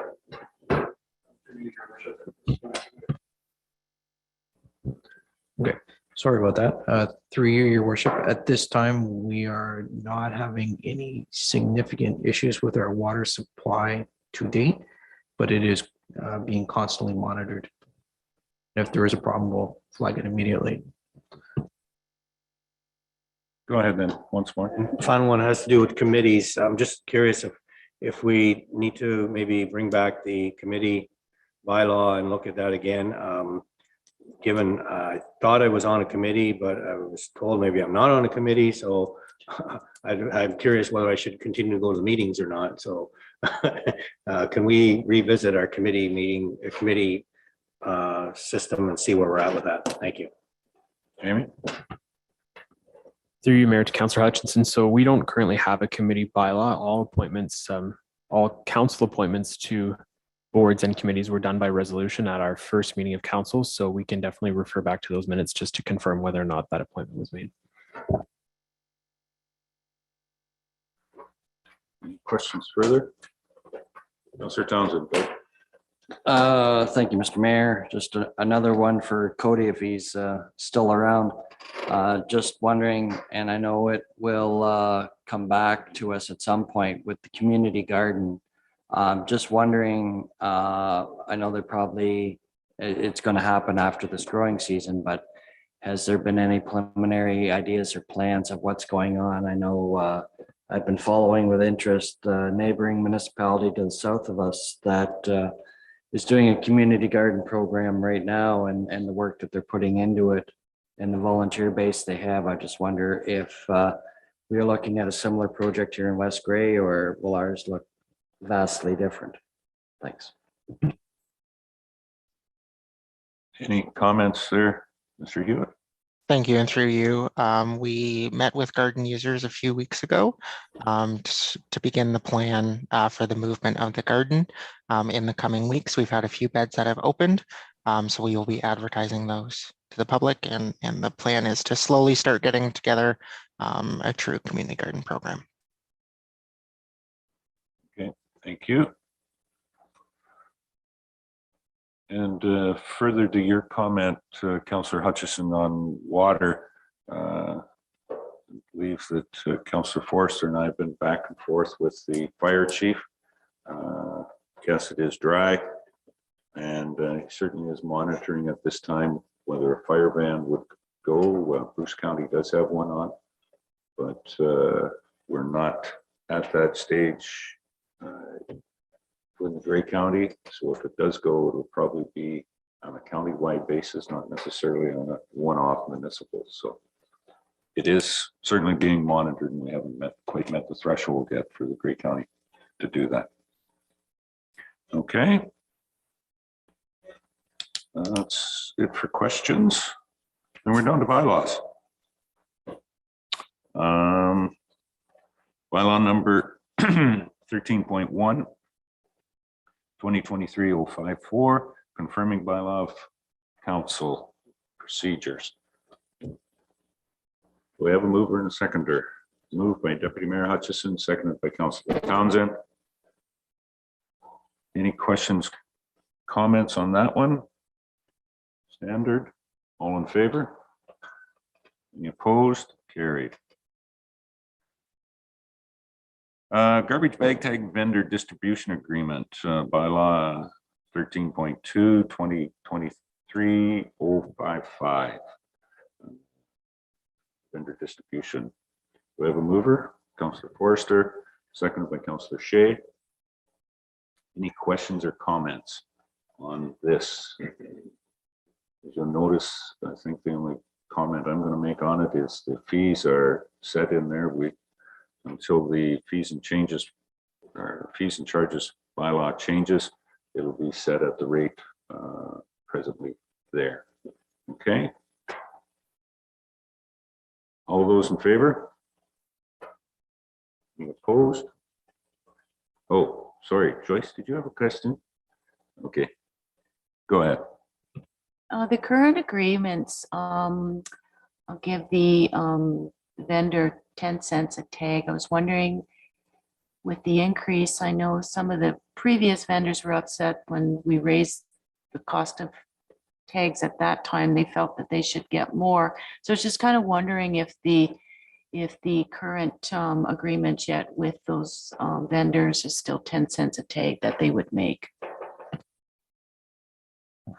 Through your mayor to Councillor Noon, yes, the current agreement's all in place. Basically, the way it works is that the vendor purchases the tag from the municipality at $1.90, and then they sell it for $2. So when the fee increases for bag tags, or if that time comes, we'll need to revisit all of those current agreements and then amend those agreements to reflect the new rate, at which time council could state what price they'd like to sell the tags to the vendor at.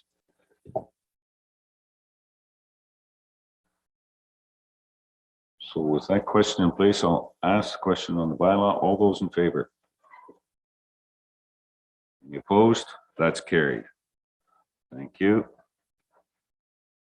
Bylaw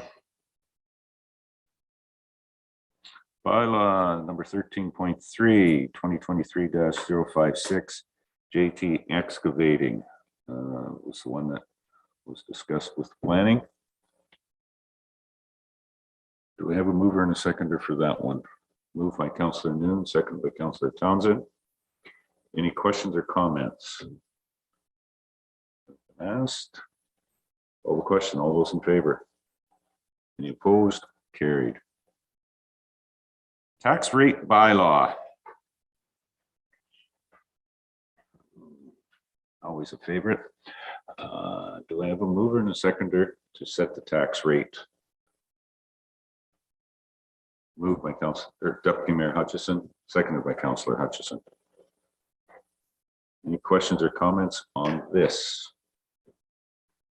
The tax rate, Councillor Hutchison. Doug?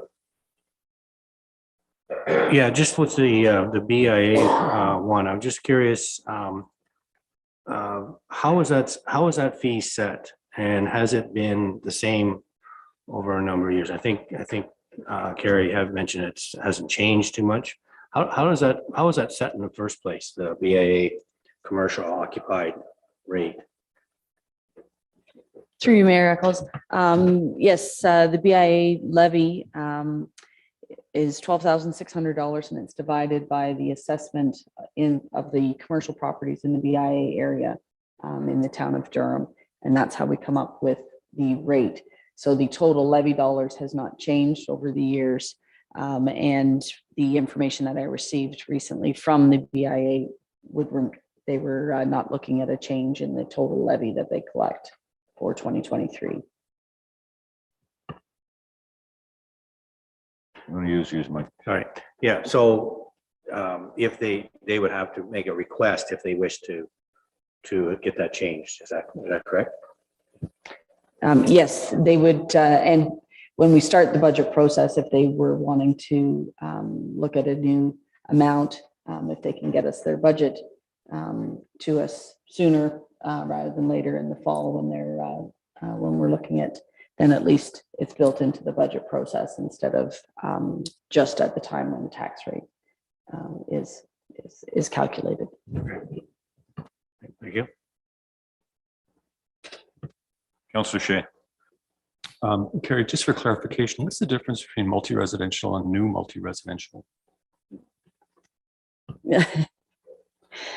So there is a different tax ratio. Right now, the residential rate is 1.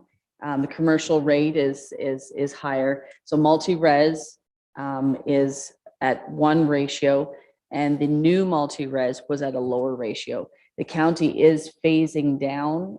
I think they're looking at probably over the next 4 years, doing 25% and bringing the multi-residential, which is basically old stock multi-res. New multi-res is newer constructed, and they were getting a break. The idea, I think, was to incentivize builders to build new multi-res. But now with affordability and attainability, before the province mandates it, we're feeling that we want to put that more equalized so that the current old stock remains affordable and the old stock of residential, multi-residential isn't penalized for, being around longer. But rather than flipping it right away, the county is phasing those in over the next 4 years. So you'll continue to see that rate eventually go down to the same. It was a provincial mandate 3 or 4 years ago, 5 or 6 years ago, 3 or 4, I think. The big discussion at county council about that as well too. But the province to be able to get new multi-res in mandated it for down to us. You shall do as you're told. Okay. Any further questions on the tax rate bylaw? Call the question. All those in favor? Any opposed? That's carried. Okay. And then bylaw 13.5, bylaw 2023-058, pool enclosure requirements. We'll have a mover and a seconder for this bylaw. Moved by Councillor Hutchison, seconded by Deputy Mayor Hutchison. Comments or questions? Doug? Yes, I'm sort of curious. Did we not have a pool enclosure bylaw before? Because I know when I put my pool in, I approached the municipality and we went through the process of what I need to do in terms of fencing and so on. So I'm curious that I'm not sure that I guess my question is, have we not had one in the past? Yes, through your worship, we have. This is rescinding that one, and this will be a new bylaw. We haven't made a lot of changes. We've just clarified a few things to make it easier for the landowners to understand exactly what we're looking for. Okay.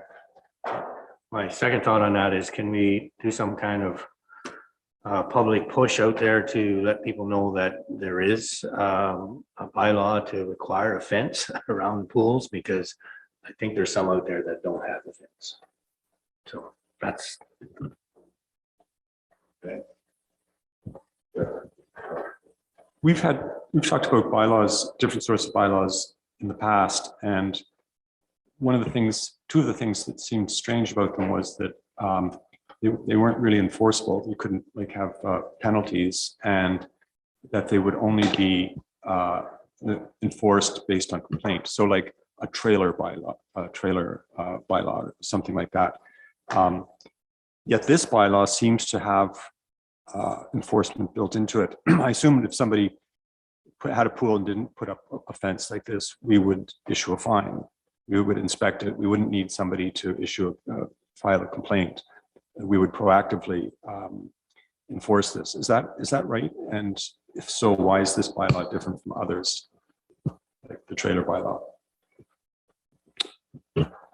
Through your worship, it isn't. This is a bylaw that we only act on complaint. So if somebody next door neighbor builds a pool without a fence, they can complain. We don't actively enforce this bylaw. The only difference is that this bylaw, it would be enforced by the building department rather than the bylaw enforcement officer, because we issue permits based on these, and we do the inspections. So it just makes more sense for the building department to do the investigation. We do work with the bylaw enforcement officers to investigate some of them. And then the only person that can lay a charge under this act would be a judge on the provincial offenses court. So if we wanted to, if somebody was doing something without a permit or without a fence, then we would have to lay a charge, present the information to a court, get a court order, get a court date, take them to court, and then they would be assessed a fine. Again, that fine is just a fine. It doesn't make them actually put a fence up, which is the issue we've discussed in the past. Johnson? Just a question then, and I'm just wondering out loud here. Is there any liability on us for not enforcing that somebody puts a fence up? Like if somebody puts a pool in and a neighborhood child wanders over and drowns in the pool and there's no fence around it, is there any legal coming back on us saying, okay, you guys had a bylaw in place to fence it and you didn't act on that or didn't ensure that it was done, is there any liability back on the municipality for that? I don't know. Just wondering. I can confirm that with our legal, with our lawyer, but all indication and all past discussion from multiple legal sources and discussing with other people in the industry is that the municipality has no legal requirement to enforce any of their bylaws.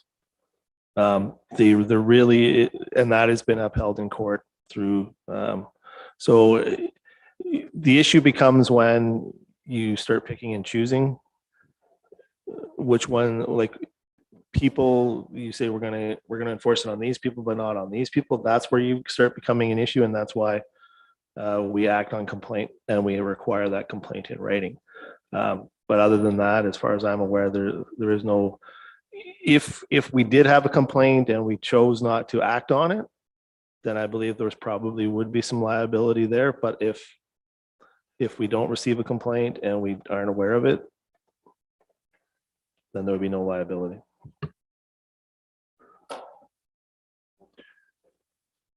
Councillor Noon. Joyce? Oh, thank you.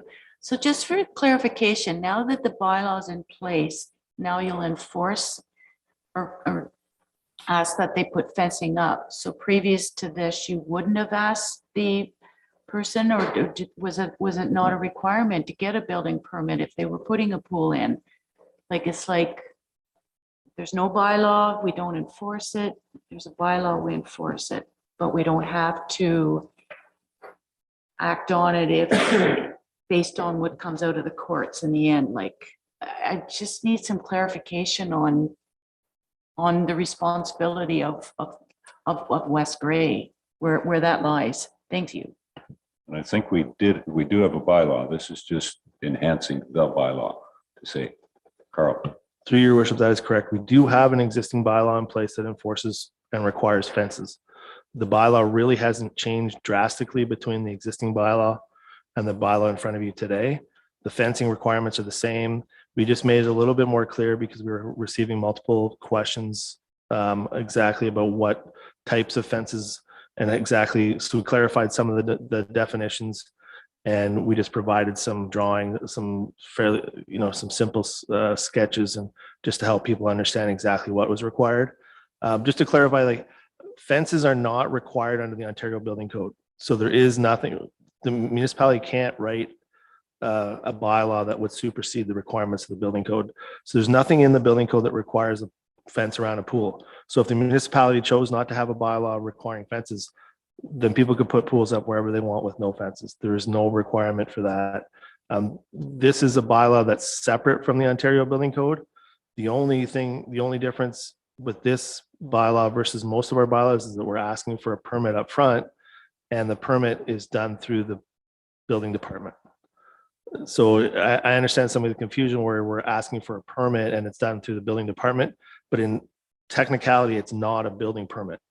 It's a pool enclosure permit done through this bylaw. The Ontario Building Code or the Building Code Act doesn't apply to this bylaw at all. It's two completely separate pieces of legislation. So we're just, we're really not changing anything from our current bylaw. So that's the main issue, is that our current bylaw is in place.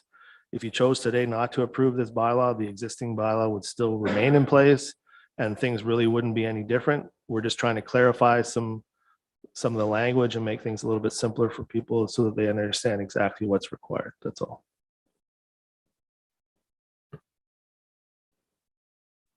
Councillor. Yeah, and sorry, I'd like to retract my question, because as you look on page 324 of 326, it does mention bylaw number 43-2011.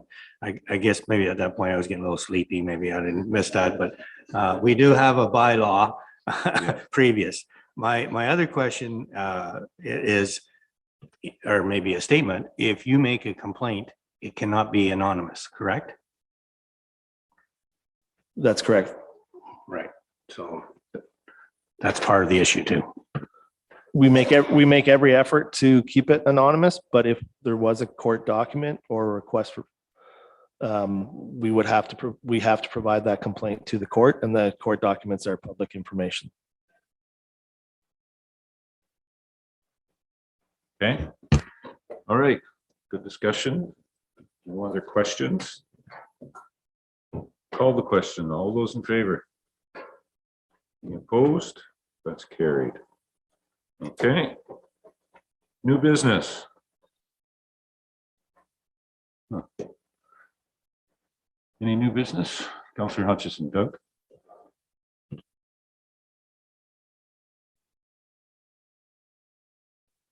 I want to make an announcement. Sorry, it's not new business.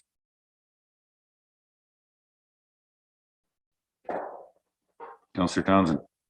And I'm not sure where this falls, whether it falls into new business or not. The current issue with the Varney Pond. Is that something the municipality should be looking into, or are we just stepping away from that because it's Saugeen Valley? Is there anything we as a municipality can do to rectify the situation out there? I don't know how much we can do to correct the situation out there, but I would suggest that the two representatives of the Conservation Authority express some concern from the municipality of the residents of the municipality of West Grey and the residents of Southgate as well too, because I certainly, Varney Pond is right on the line, and I personally have heard from a number of residents from Southgate as well too. We will keep you informed as to what's going on and what options. I would maybe ask that staff, I think maybe our CEO, how's the best way to say this? Keep the ear to the ground on what is happening with that piece of public property. Is that too much of a request, Madam CEO? Through you, Mr. Mayor. No, we do hear, and we are monitoring the communications, so we can bring something to council if it escalates. Excuse me. I don't know whether it's escalating, but it's closed right at the present moment. So yeah, in a way, we could say that's escalation. Okay, good point. Surprising that we've talked an awful lot about a subdivision with green spaces, and it seems to be one that's being closed down. So we will keep a close eye on this and monitor it and see, maybe bring an update at the next council meeting that we have, which is 20th. That's what it is, Jamie, isn't it? 20th of June here. Look after that. Okay. Any other new business? Announcements. Councillor Hutchison, now's your time to get All into right. this. Yeah. So just like to announce that the farmers market in Riverside Park in Durham will begin on June 30th. I believe the music in the park starts this Sunday. And then they're also doing some music on Friday evenings. I think there's 3 Friday evenings that there'll be another group performing, but I don't have the dates in front of me. And yeah, so stay tuned. Lots of things happening in the Durham area, but I'm sure there's lots of other things happening around West Grey too that people might want to mention. Thank you. Okay. Thank you, Doug. Any other announcements? Councillor Shea. Jeff? I just wanted to report that I had the opportunity to tour parts of West Grey with a couple of young medical students as part of the foundation's outreach as doctor recruitment. They try to plant seeds early, and they bring medical students and residents every year to the area in the hopes that they might end up being doctors here eventually. So that was a fun way to spend the afternoon. Very good. Councillor Townsend. Thank you. Just hats off to the Elmwood firefighters. Put on a great breakfast on Saturday up in Elmwood there, and noticed a few of our municipal representatives taking in the breakfast there.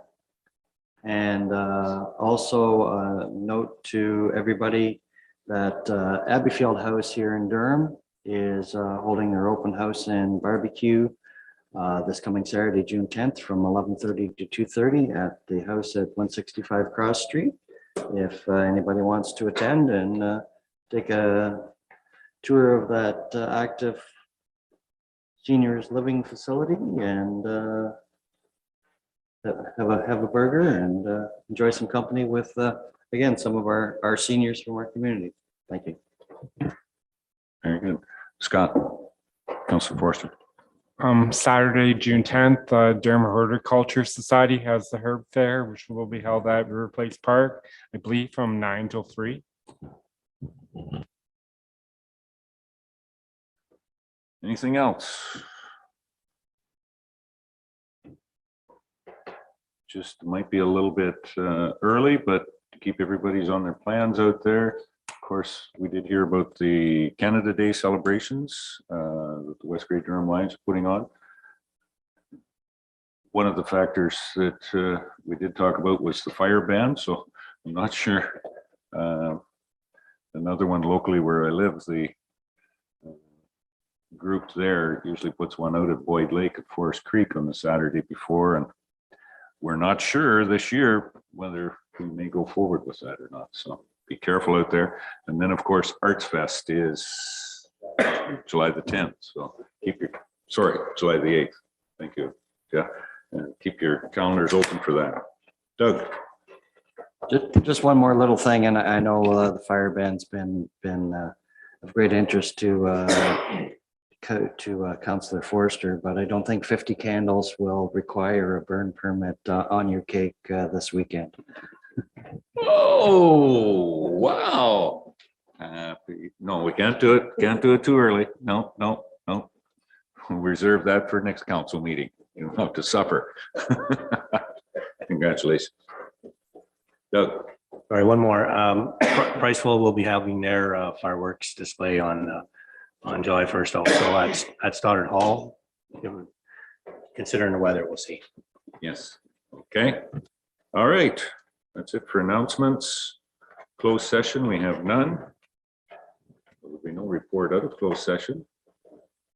Everything completed on the agenda. I declare the meeting adjourned.